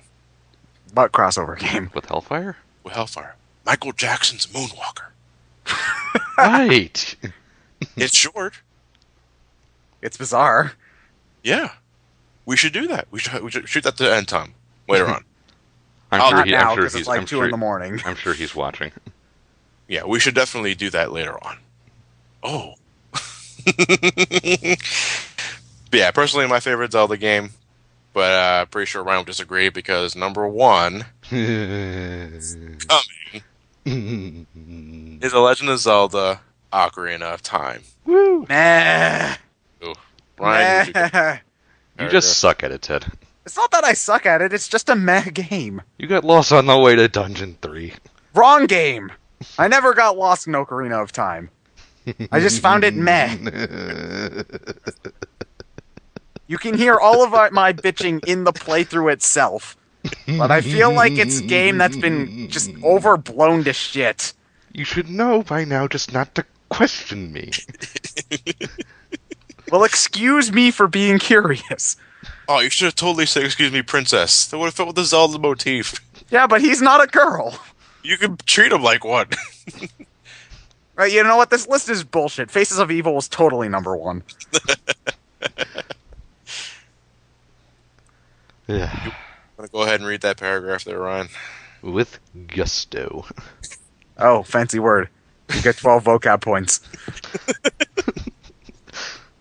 I play a mean Scrabble. Let's see. Whereas A Link to the Past perfected the series' core mechanics and structure, Ocarina of Time added a sense of dramatic scale and cinematic sweep that wasn't possible in the series' 2D entries. A spectacularly innovative game, Ocarina of Time pioneered methods for dealing with the control and camera issues that had bedeviled developers of 3D software for years. What's most impressive is that it managed to navigate an incredibly difficult transition from 2D to 3D while delivering the series' finest story, most memorable dungeons, and a main quest of then unprecedented length. This is the quintessential entry in what has become gaming's most critically beloved series. Meh. Meh. Ted is not Please, impressed. nope. That's basically my opinion of the game. It's like, this is the best game ever. Meh. I find it meh. Well, you can blame the fan base for bloating it up to that degree. The game itself, Wow. yeah, I will. I will agree to an extent because when I first played Ocarina of Time, I couldn't put it down. You know, I really wanted to see where this was going, where that was going. Can I finally get past this part without having to look at any sort of thing? Because I didn't have a guide when I played Ocarina of Time. You know, I did everything by myself, and that took some time. Fuck you, Water Temple. But It's not that bad. Wimps. All of you. but You're the one who couldn't figure out where the damn hookshot was after it's blatantly obvious. What? What? I'm the one who couldn't. You're talking about fire arrows. The long shot, I meant. No, I couldn't remember which chests had the long shot. Gee, I wonder if you get the item after the mini-boss, like it isn't all the friggin' times you fight a mini-boss. I don't. How am I supposed to remember that sort of pattern on my first Zelda game? Just It's- learn, just after this game, Ted, you should just don't have to question me in Zelda games. Just don't do it. It wasn't that you're doing bad. it right now, aren't you? Stop that. But there were a lot of games I played back in the late '90s, early 2000s. It was actually my very experimental phase. Ocarina of Time was one of those games that I actually didn't just sample. I stopped and played the rest of the game. My brother Mark couldn't stand it because for a while I was the only thing I was playing, and to him it all just kind of blended in together. Mhm. But it was a fun time for me. I really did love what I was playing. It's not a game I'll go back to all the time. Oh, it's a Zelda game I always go back to. It isn't for me. It really isn't. I mentioned already, Link to the Past is becoming that, and again, Majora's Mask is slowly becoming that too. Because I just love how Majora's Mask is structured more than Ocarina of Time. Ocarina of Time has, let me Hyrule see. Field. No. I'm talking about the pluses over Ocarina of Time over Majora's Mask. Hmm. You were mentioning earlier that Ocarina of Time is more stable. Yeah. Like there aren't as many little. I have my nitpicks with Ocarina of Time, but there wasn't really anything in Ocarina of Time that frustrated me as much as Majora's Mask. Because like Majora's Mask, even after you get past the opening, has stuff like the fucking Deku Butler chase that frustrates me. There wasn't really anything that got me that mad when I played Ocarina of Time. Well, maybe the Gerudo Fortress the first time because the stealth is wonky, but it just kind of bored me. What stealth? I just shoot everyone in the head. Well, how am I supposed to? I thought that shooting them in the head would alert attention. Not I was if used they're to better dead. stealth. There's no one. No one will notice, or there's no one around to notice.